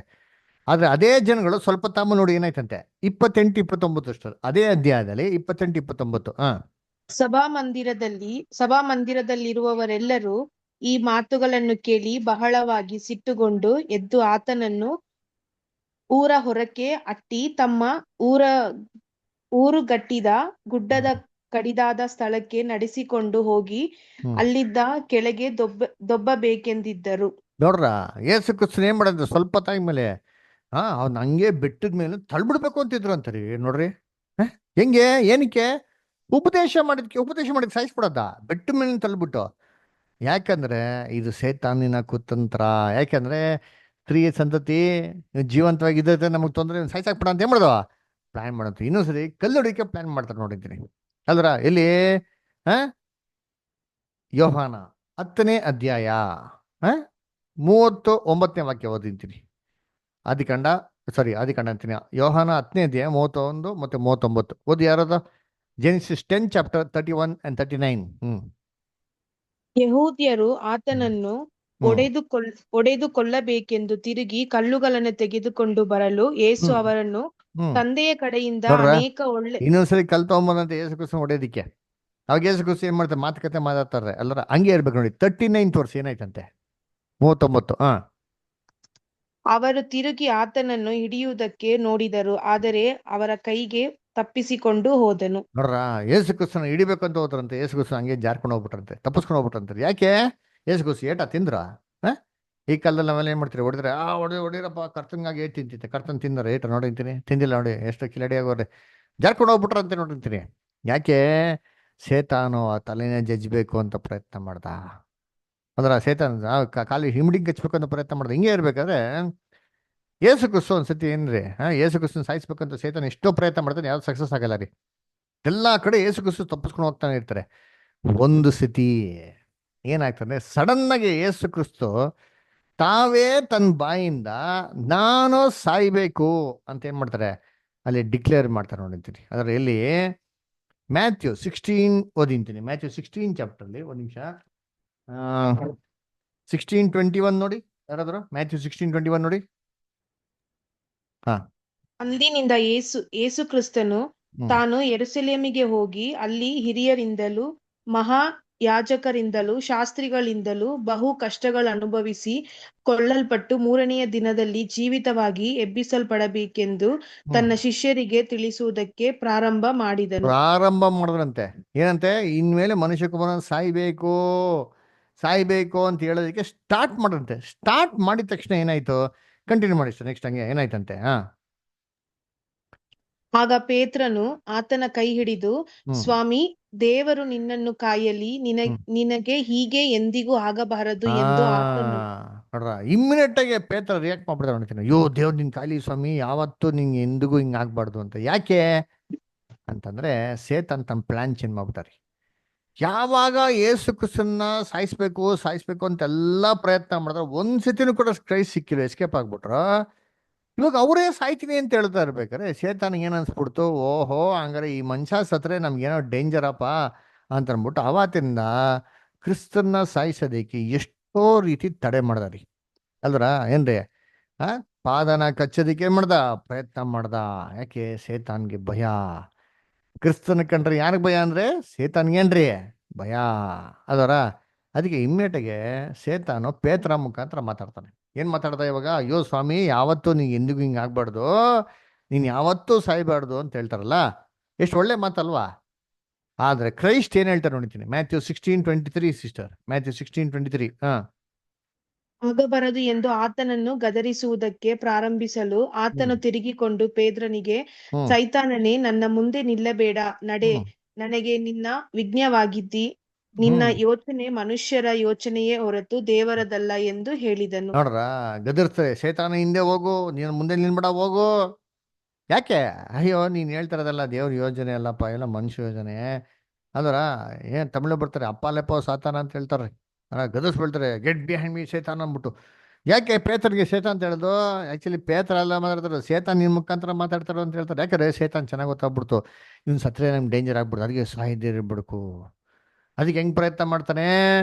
ಪಿಲಾತ್ ಹತ್ರ ಅರೆಸ್ಟ್ ಮಾಡ್ಕೊಂಡೋಗಿ ಕ್ರೈಸ್ಟ್ನ, ಸರ್ ಇವನು ಎಲ್ಲ ದಂಗೆ ಮಾಡ್ತಾನೆ ಸರ್, ಇವನು ಸಾಯ್ಸಾಕಿ ಅಂತ ಹೇಳ್ತಾರೆ. ಪಿಲಾತು ಆಯ್ತಪ್ಪ ನಾನು ಮಾತಾಡ್ತೀನಿ ಬಿಡಿ ಅಂತ ಮಾತಾಡ್ತಾರೆ, ಎಂಕ್ವೈರಿ ಮಾಡ್ತಾರೆ. ಯೇಸು ಕ್ರಿಸ್ತನಲ್ಲಿ ಯಾವ ಕುಂದು ಕೊರತೆಗಳು ಲೋಪದೋಷಗಳು ಕಾಣಿಸಲ್ಲ. ಪಿಲಾತ್ ಏನ್ ಹೇಳ್ತಾರೆ, ಇವನಲ್ಲಿ ಏನೋ ತಪ್ಪಿಲ್ಲ ಕಣಪ್ಪ, ಬಿಟ್ಬಿಡ್ತೀನಿ ಅಂತ ಹೇಳ್ತಾರೆ. ಇಲ್ಲ ಬಿಟ್ಬಿಡಿ ಸರ್ ಅಲ್ಲರ. ಯಾಕೆ ಬಿಟ್ಬಿಡ್ತೀನಿ ಅಂತ ಹೇಳುತ್ತಾ? ಯಾಕೆ ಅಂತಂದ್ರೆ ಏನ್ರಿ, ಇದು ಸೇತಾನಿಂದ ಆಗಿರೋಂಥದ್ದು. ಅದಕ್ಕೆ ಯೇಸು ಕ್ರಿಸ್ತ ಏನೋ ಮಾತಾಡಿದ್ರ ಪಿಲಾತ್ ಹತ್ರ? ಏನು ಮಾತಾಡಲಿ. ಯಾಕೆ? ಪಿಲಾತ್ ಏನಾರ ಮಾತಾಡಕ್ಕೆ ಹೋಗಿದ್ರೆ ಏನ್ ಮಾಡಿದ್ರು ಪಿಲಾತ್? ಆಯ್ತಪ್ಪ ನೀ ಏನು ಮಾತಾಡ್ಬಿಡ್ಬಿಡು, ನಾನೇ ನೋಡ್ಕೊಂತೀಬಿಟ್ಟು ರಿಲೀಸ್ ಹಾಕ್ಬಿಟ್ಟಿರೋ ಅವರೇ, ಇದನ್ನ ಬಿಟ್ಬಿಡಿ ಅಂತಂದ್ಬಿಟ್ಟು ಅಲ್ದರ. ಆದ್ರೆ ಕ್ರೈಸ್ಟ್ ಏನು ಮಾತಾಡಲ್ಲ, ಮೌನವಾಗಿದ್ರು ಅದರ.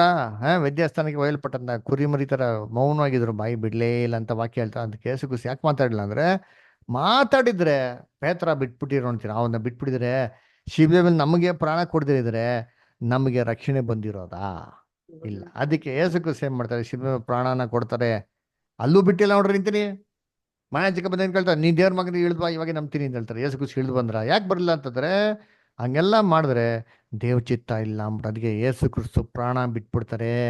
ಇವಾಗ ನಾವು ಏನಪ್ಪ ನೋಡಿದ್ರಿ ಕಥೆಯಲ್ಲಿ ಅಂತಂದ್ರೆ, ಯಾವ ತರ ಸರ್ಪ ಸಂತತಿಯ ಕಾಲ್ನ ಕಚ್ತು ಅಂತ ನೋಡಿದ್ರಿ. ಕರೆಕ್ಟಾ? ಸರಿ, ಏನ್ ಮಾಡ್ತು ಸರ್ಪ ಕ್ರಿಸ್ತನ್ ಕಾಲ್ನ ಕಚ್ತು, ಕ್ರಿಸ್ತನ್ ಹೇಳಿದ್ರು ಮರಣ ಹೊಂದ್ಬಿಟ್ರು ಅಲ್ವರ. ನೆಕ್ಸ್ಟ್ ಏನಾಯ್ತು? ಇಷ್ಟೇನ ಕತೆ? ಇಲ್ಲ, ಯೇಸು ಕ್ರಿಸ್ತು ಸಮಾಧಿಗೆ ಹೋದ್ರು. ಆದ್ರೆ 3ನೇ ದಿನ ದೇವ್ರು ಏನ್ ಮಾಡಿದ್ರು, ಪುನರುತ್ಥಾನ ಮಾಡಿದ್ರು ಅಲ್ವರ. ಸರಿ, ಇವಾಗ ಯೇಸು ಕ್ರಿಸ್ತು ಸತ್ತಿ ಪುನರುತ್ಥಾನ ಆಗ್ಬಿಟ್ರು, ಪರಲೋಕ ಕೊಟ್ಟೋಗ್ಬಿಟ್ರು ಅಲ್ವರ. ಹಾಗಾದ್ರೆ ನಿಮ್ಮೆಲ್ಲರಿಗೂ ಒಂದೇ ಪ್ರಶ್ನೆ, ಯಾಕೆ ಕ್ರಿಸ್ತನು ಇನ್ನ ಸರ್ಪದ ತಲೆನ್ ಜಜ್ಜಿಲ್ಲ? ಕ್ರಿಸ್ತನು ಯಾಕೆ ಸೇತಾನ್ ತಲೆ ಇನ್ನ ಜಜ್ಜಿಲ್ಲ? ಅವ್ರ ತಾನೇ ಸ್ತ್ರೀ ಸಂತತಿ. ವಾಕ್ಯ ನೋಡಲ್ಲ ಹೆಬ್ರಿಯರ್ 2:4 ಅವರು ಅಬ್ರಾಹ್ಮಿನ ಸಂತತಿಯಾಗಿ ಬಂದರು ಅಂತ. ಅಬ್ರಾಹ್ಮ್ ಸಂತತಿಯಾಗಿ ಬಂದಿರ್ಬೇಕಾದ್ರೆ ಸತ್ತೋದ್ರು, ಪ್ರಾಣ ಕೊಟ್ರು, ಈಡ್ ಕೊಟ್ರು, ಆಯ್ತು, ಪರ್ಲೋಕಕ್ಕೆ ಹೋದಲ್ಲ. ಪರ್ಲೋಕ್ ಹೋಗ್ಬಿಟ್ಟು ಯಾಕೆ ಯೇಸು ಕ್ರಿಸ್ತು 2000 ವರ್ಷ ಸುಮ್ಮನೆ ಕೂತಿದ್ದಾರೆ? ಸೇತಾನ್ ತಲೆನ್ ಜಜ್ಬೋದಾಗಿತ್ತಲ್ಲ, ಇಮ್ಮಿಡಿಯೇಟ್ ಆಗಿ ಯಾಕೆ ಜಜ್ಲಿಲ್ಲ ಅಲ್ವರ? ಏನ್ರಿ, ನೀನ್ ಸ್ತ್ರೀಯ ಸಂತತಿಯೋ ನಿನ್ನ ತಲೆಯನ್ನು ಜಜ್ಜುವುದು ಅಂತ ಹೇಳಿದ್ರಲ್ಲ, ಅದಕ್ಕೆ ನಮ್ಮೂರ ಯಾಕೆ ಜಜ್ಜಿಲ್ಲ? ಸೇತಾನ್ಗೆ ತಲೆ ಕೆಟ್ಟೋಗ್ಬಿಡೈತಿ, ಇದೇನಾಯ ಇದು? ಅಲ್ಲ, ಇವರು ನನ್ನ ಸಾಯ್ಸಾಕ್ತಾರೆ ನಾಶ ಮಾಡ್ತಾರೆ ಅಂತ ಎಲ್ಲ ಕಾಯ್ಕೊಂಡು ಕೂತಿರಿ, ಏನೂ ಆಗ್ಲಿಲ್ಲ. ಕೊನೆಗೆ ಪರ್ಲೋಕಕ್ಕೆ ಹೋಗ್ಬಿಟ್ರು, ಆದ್ರೂ ಕೂಡ ಏನೂ ಆಗ್ತಾ ಇಲ್ಲಲ್ಲ, ಸೈಲೆಂಟ್ ಆಗಿದಾರಲ್ಲ ಅಂತಂದ್ಬಿಟ್ಟು ಸೇತಾನ್ಗೆ ಏನಾಗಿದೆ ಇವಾಗ? ತಲೆ ಕೆಟ್ಟೋಗೈತೆ. ಯಾಕಂದ್ರೆ ಇದು ದೊಡ್ಡ ರಹಸ್ಯ, ಇದು ವೆರಿ ವೆರಿ ಇಂಪಾರ್ಟೆಂಟ್ ಪಾಠ, ತಿಳ್ಕೊಡ್ರಿ ಅದರ. ಇದು ವೆರಿ ಇಂಪಾರ್ಟೆಂಟ್.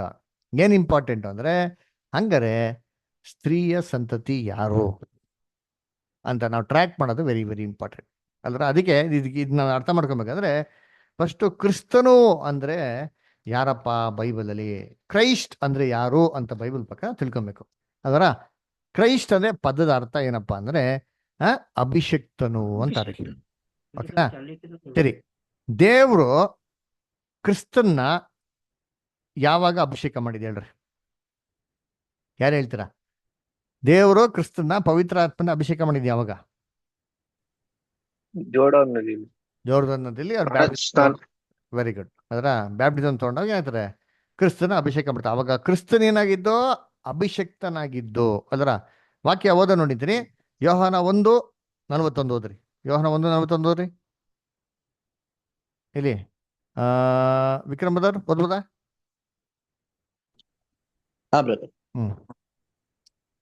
ಇವನು ಮೊದಲು ತನ್ನ ಅಣ್ಣನಾದ ಸೀಮೋನನನ್ನು ಕಂಡುಕೊಂಡು ಅವನಿಗೆ ಮೆಸ್ಸಾಯನು ನಮಗೆ ಸಿಕ್ಕಿದನು ಎಂದು ಹೇಳಿ. ನೋಡ್ರ, ಮೆಸ್ಸಾಯನು ನಮ್ಗೆ ಸಿಕ್ಕಿದನು ಅಂತ ಹೇಳಿ ಅಂತ ಹೇಳ್ತಾರೆ. ಮೆಸ್ಸಾಯನ್ ಅಂದ್ರೆ ಏನು ಅರ್ಥ? ವಾಕ್ಯ ಓದ ನೋಡ್ತೀನಿ, ಅಪೊಸ್ತಲ ಕೃತ್ಯಗಳು 10ನೇ ಅಧ್ಯಾಯ 38ನೇ ವಾಕ್ಯ. ಅಪೊಸ್ತಲ ಕೃತ್ಯಗಳು 10:38. ಮಸಿಯ ಅಂದ್ರೆ ಏನು? ಓದ ನೋಡಿದ್ರಿ, ಓದ್ರಿ.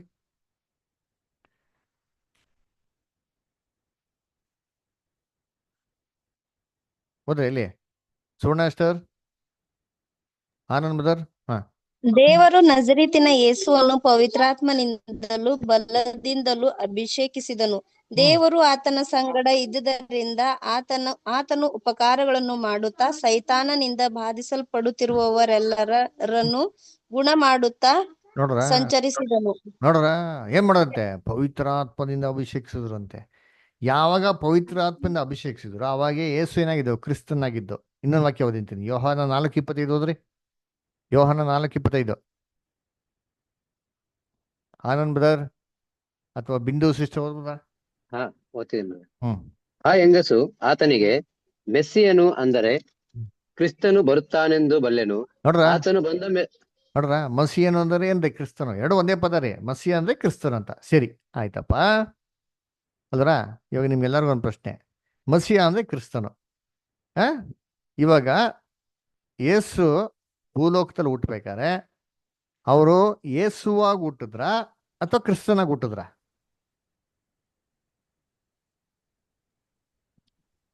ಹೇಳ್ರಿ. ಯೇಸು ಕ್ರಿಸ್ತ ಹುಟ್ಟಬೇಕಾರೆ ಯೇಸುನ ಕ್ರಿಸ್ತನ?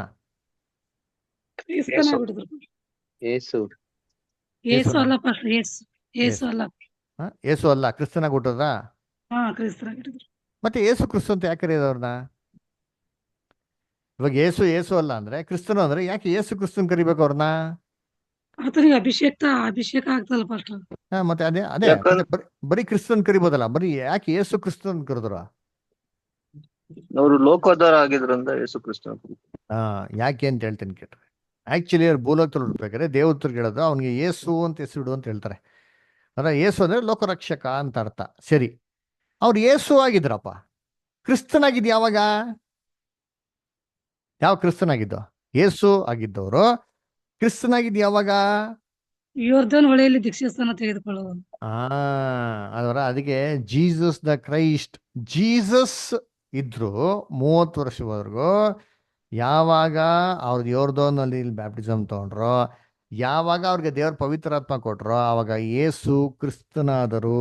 ಅದಕ್ಕೆ ಹೇಳೋದು ಅಪೊಸ್ತಲ ಕೃತ್ಯಗಳು 10:38 ಹಂಗೆ ಪವಿತ್ರಾತ್ಮನ ಬಲಿಂದ ಅಭಿಷೇಕಿಸಿದ್ರು. ಯೋಹಾನ 4:25 ಮಸಿಹ ಅಂದ್ರೆ ಕ್ರಿಸ್ತನು ಅಂತ ಅದಕ್ಕೆ ಹೇಳೋದು. ಅರ್ಥ ಆಯ್ತಾ? ಸರಿ, ವೆರಿ ಗುಡ್, ಅರ್ಥ ಮಾಡ್ಕೊಂಡ್ರಿ ಅದರ. ಸರಿ, ಇವಾಗ ನಿಮ್ಗೆಲ್ಲರಿಗೂ ಒಂದು ಪ್ರಶ್ನೆಪ್ಪ. ಏನಪ್ಪಾ ಅಂದ್ರೆ, ಯೇಸು ಕ್ರಿಸ್ತನ ಅಭಿಷೇಕ ಮಾಡಿದವಾಗ ಯೇಸು ಕ್ರಿಸ್ತನಾದರು, ಕರೆಕ್ಟಾ? ಬ್ಯಾಪ್ಟಿಸಮ್ ತಗೊಂಡಾಗ ಹೋಲಿ ಸ್ಪಿರಿಟ್ ಕೊಟ್ಟಾಗ ಅವ್ರು ಕ್ರಿಸ್ತನಾದರು.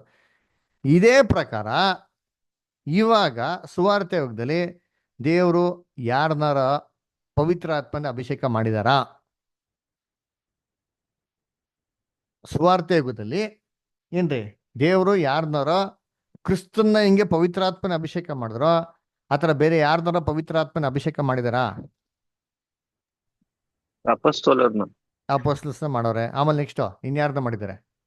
ಅಪೋಸ್ಟಲ್ಸ್ಗೆಲ್ಲ ಪವಿತ್ರಾತ್ಮ ಕೊಟ್ರು. ನೆಕ್ಸ್ಟ್ ಇನ್ಯಾರನ್ನ ಕೊಟ್ರು? ನಮಗೆಲ್ಲ ಫಸ್ಟ್ ವೆರಿ ಗುಡ್. ನಮಗೆಲ್ಲ ಕೊಟ್ಟಾರ ಇಲ್ಲ? ನಿಮ್ಗೆ ಡೌಟಾ? ನಮಗೆಲ್ಲರಿಗೂ ಪವಿತ್ರಾತ್ಮ ಕೊಟ್ಟಾರೆ. ಅವಾಗ ಏನಾದ್ರಿ ನಾವು? ನಾವು ಕೂಡ ಕ್ರಿಸ್ತನಾದ್ರಿ.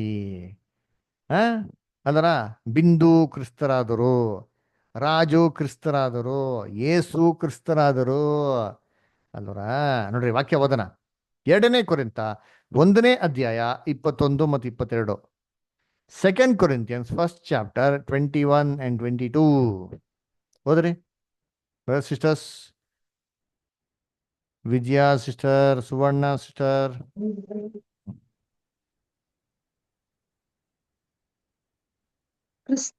ನಮ್ಮನ್ನು ಅಭಿಷೇಕಿಸಿ ಕ್ರಿಸ್ತನ ಅನ್ಯೋನ್ಯತೆಯಲ್ಲಿ ಸೇರಿಸಿ ನಮ್ಮನ್ನು ನಿಮ್ಮೊಂದಿಗೆ ಸ್ಥಿರಪಡಿಸುವವನು ದೇವರೇ. ಆತನು ನಮ್ಮ ಮೇಲೆ ಮುದ್ರೆ ಹಾಕಿ ನಮ್ಮ ಹೃದಯಗಳಲ್ಲಿ ಪವಿತ್ರಾತ್ಮನನ್ನು ಸಂಚಾಕಾರವಾಗಿ ಅನುಗ್ರಹಿಸಿದ್ದಾನೆ. ನಮಗೆ ಮುದ್ರೆ ಹಾಕಿ ನಮ್ಗೆ ಏನ್ ಮಾಡೋರಂತ ಇವಾಗ? ಪವಿತ್ರಾತ್ಮ ಕೊಟ್ಟಿ ನಮ್ಮಲ್ಲಿ ಸಂಚಾಕಾರವಾಗಿ ಮಾಡಿದಂತೆ. ಹಾಗೆ ದೇವ್ರನ್ನ ಪವಿತ್ರಾತ್ಮ. ಸರಿ, ಇವಾಗ ನಾವೆಲ್ಲ ಏನಾಗ್ಬಿಟ್ರಿ? ಕ್ರಿಸ್ತರಾಗ್ಬಿಟ್ರಿ. ಕರೆಕ್ಟಾ? ಕ್ರಿಸ್ತನಾದ್ರೆ ನಾವ್ ಏನಂತೆ? ಓದಿ ವಾಕ್ಯ ಓದನ. ಗಲಾತ್ಯರು 3:27. ವಿಕ್ರಮದವ್ರು ಓದ್ತೀರಾ ಗಲಾತ್ಯರು? 27 3:27. ಹೇಗೆಂದರೆ ಕ್ರಿಸ್ತನಲ್ಲಿ ಸೇರುವುದಕ್ಕೆ ದೀಕ್ಷಾಸ್ನಾನ ಮಾಡಿಸಿಕೊಂಡಿರುವ ನೀವೆಲ್ಲರೂ ಕ್ರಿಸ್ತನನ್ನು ಧರಿಸಿಕೊಂಡಿರಿ. ನೋಡ್ರಿ ಹೇಳ್ತಾರೆ, ಯಾರೆಲ್ಲ ಕ್ರಿಸ್ತನಲ್ಲಿ ಸೇರೋದಕ್ಕೆ ದೀಕ್ಷಾಸ್ನಾನ ಮಾಡ್ಕೊಂಡ್ರು, ದೀಕ್ಷಾಸ್ನಾನ ಮಾಡ್ಕೊಂಡ್ರೆ ಹೋಲಿ ಸ್ಪಿರಿಟ್ ಕೊಡೋದು. ಯಾರೆಲ್ಲ ಆತರ ಸೇರೋದಕ್ಕೆ ಮಾಡ್ಕೊಂಡ್ರು, ನೀವು ಯಾರನ್ನ ಧರಿಸ್ಕೊಂಡಿದ್ರಂತೆ? ಕ್ರಿಸ್ತನ ಧರಿಸ್ಕೊಂಡ್ಬಿಟ್ರೆ ನಾವೇನಾಗ್ಬಿಟ್ರಿ? ನಾವು ಕ್ರೈಸ್ಟ್ ಆಗ್ಬಿಟ್ರಿ ಅಲ್ವರಾ? ಸರಿ, ನಾವು ಕ್ರೈಸ್ಟ್ ಆದ್ರೆ ಏನ್ ಬೆನಿಫಿಟ್? ಅದರಲ್ಲೇ 29ನೇ ವಾಕ್ಯ ಓದಿ ಬ್ರದರ್.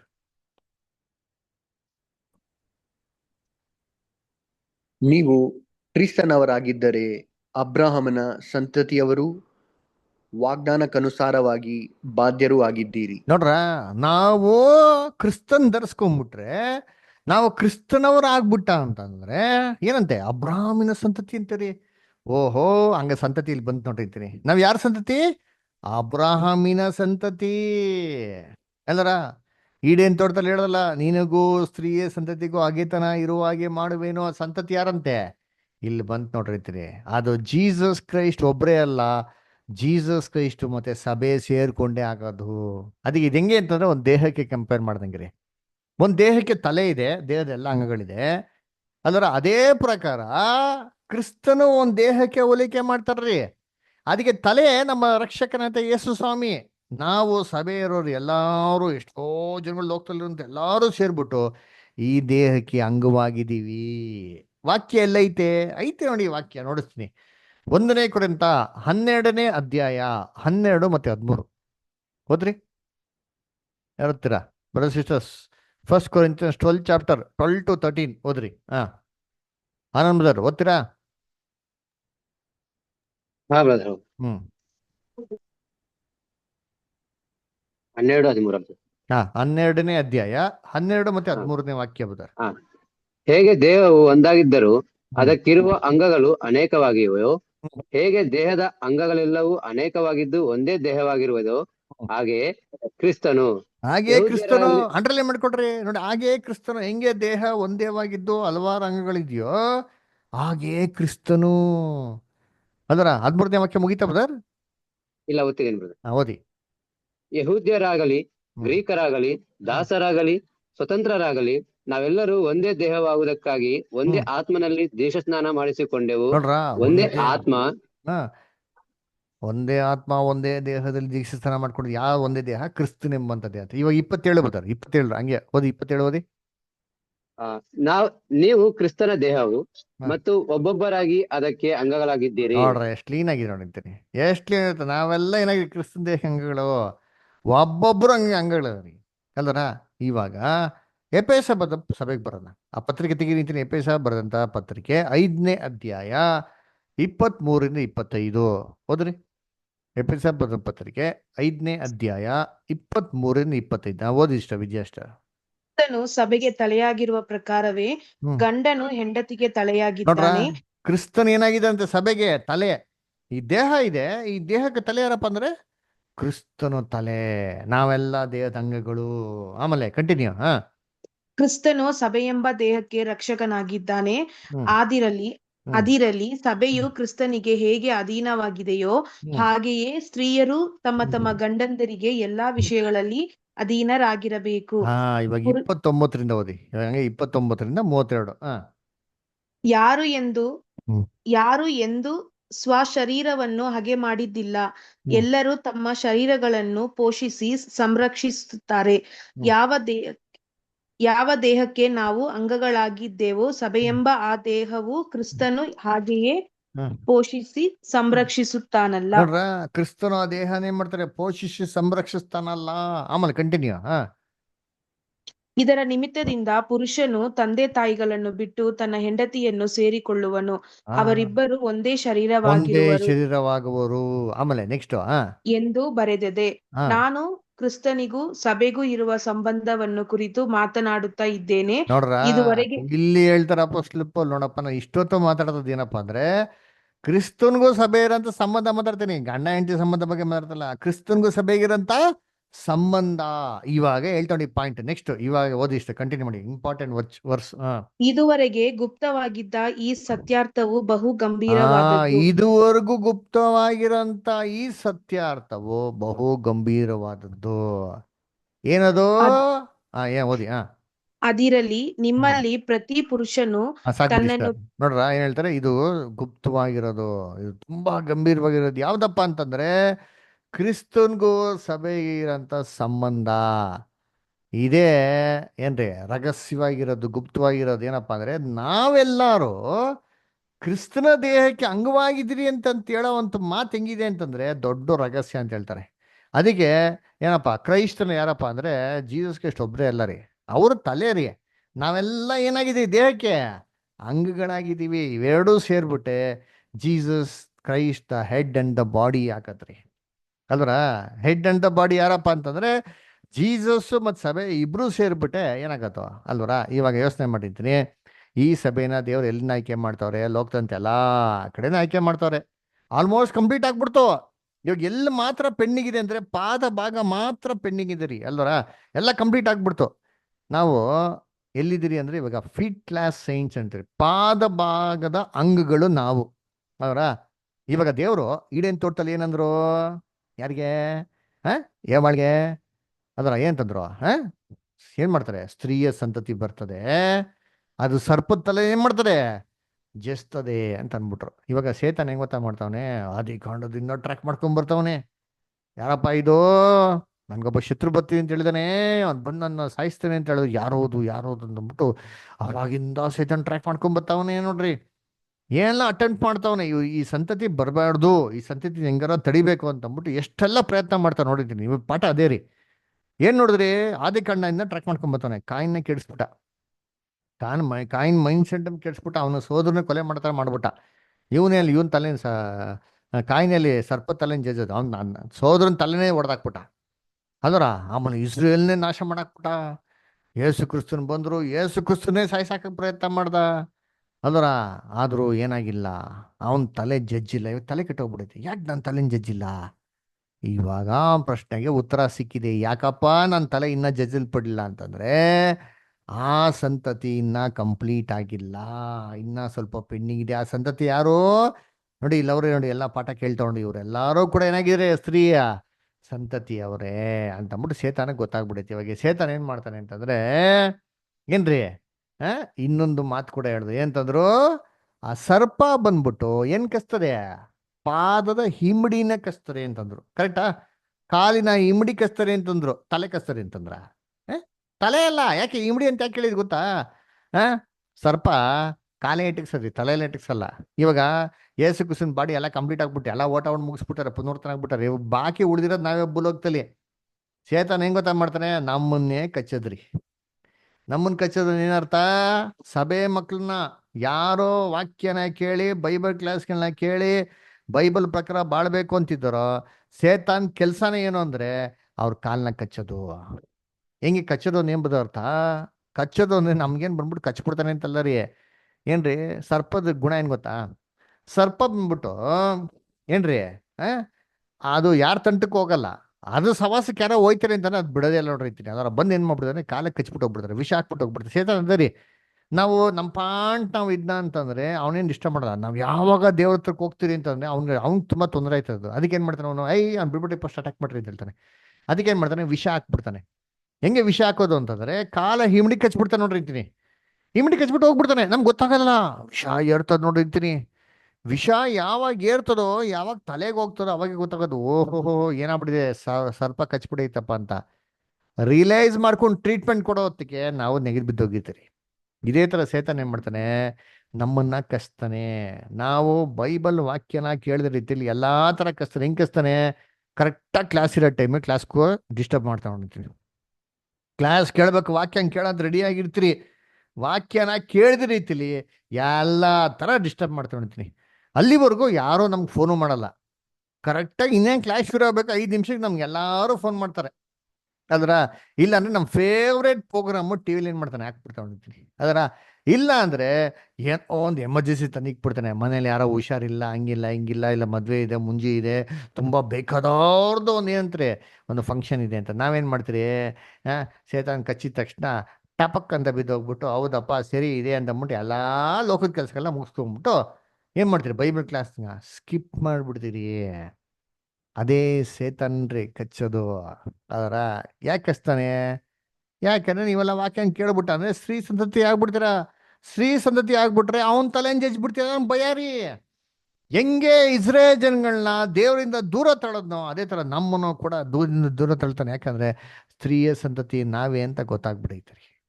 ಅದರ ಅದಕ್ಕೆ ಕರ್ತನಲ್ಲಿ ಪ್ರೀತಿ ಅಂತ ಸೊಗಳೆ ಸೇತನ ಕುತಂತ್ರಗಳನ್ನ ಜಯಿಸೋರಾಗಿರ್ಬೇಕ್ರಿ ನಾವು.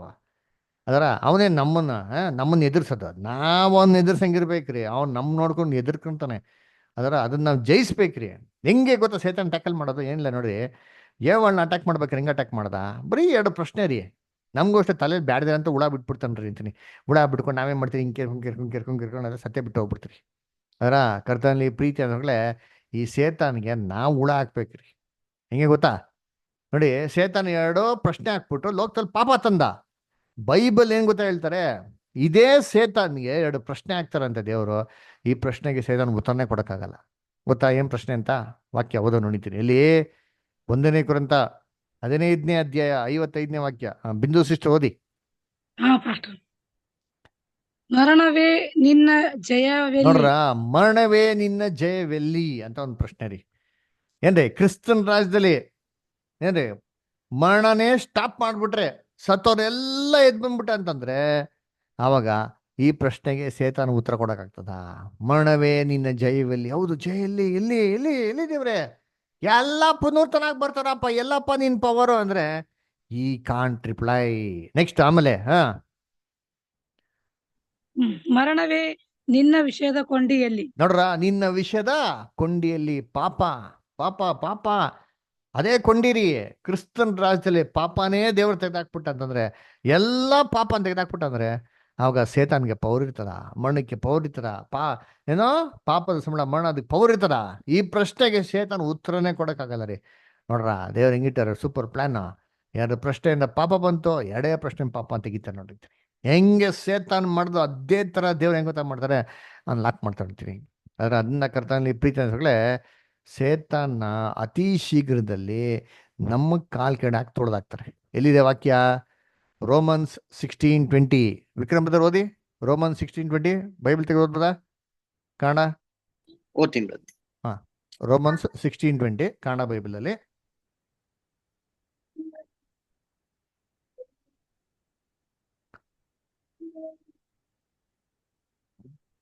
ಶಾಂತಿದಾಯಕನಾದ ದೇವರು ಶೀಘ್ರವಾಗಿ ಸೈತಾನನನ್ನು ನಿಮ್ಮ ಪಾದಗಳ ಕೆಳಗೆ ತುಳಿದು ಬಿಡುವನು.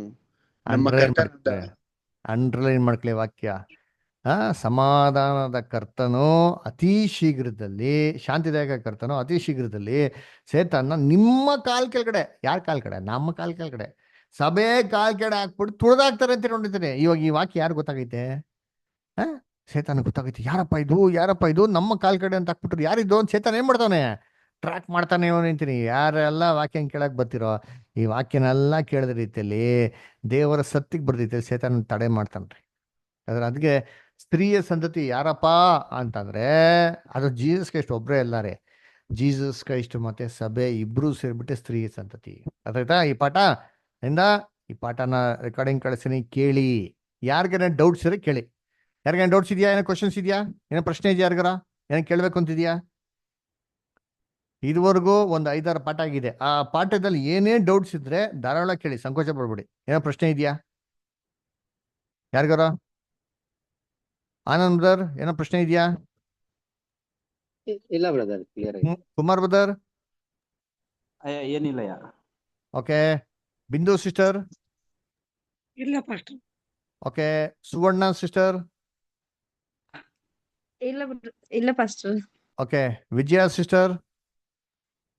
ಇಲ್ಲ ಅಂಕಲ್. ಓಕೆ. ವಿಕ್ರಮ್ ಬ್ರದರ್? ಇಲ್ಲ brother, I am good. Okay, good. ಸರಿ.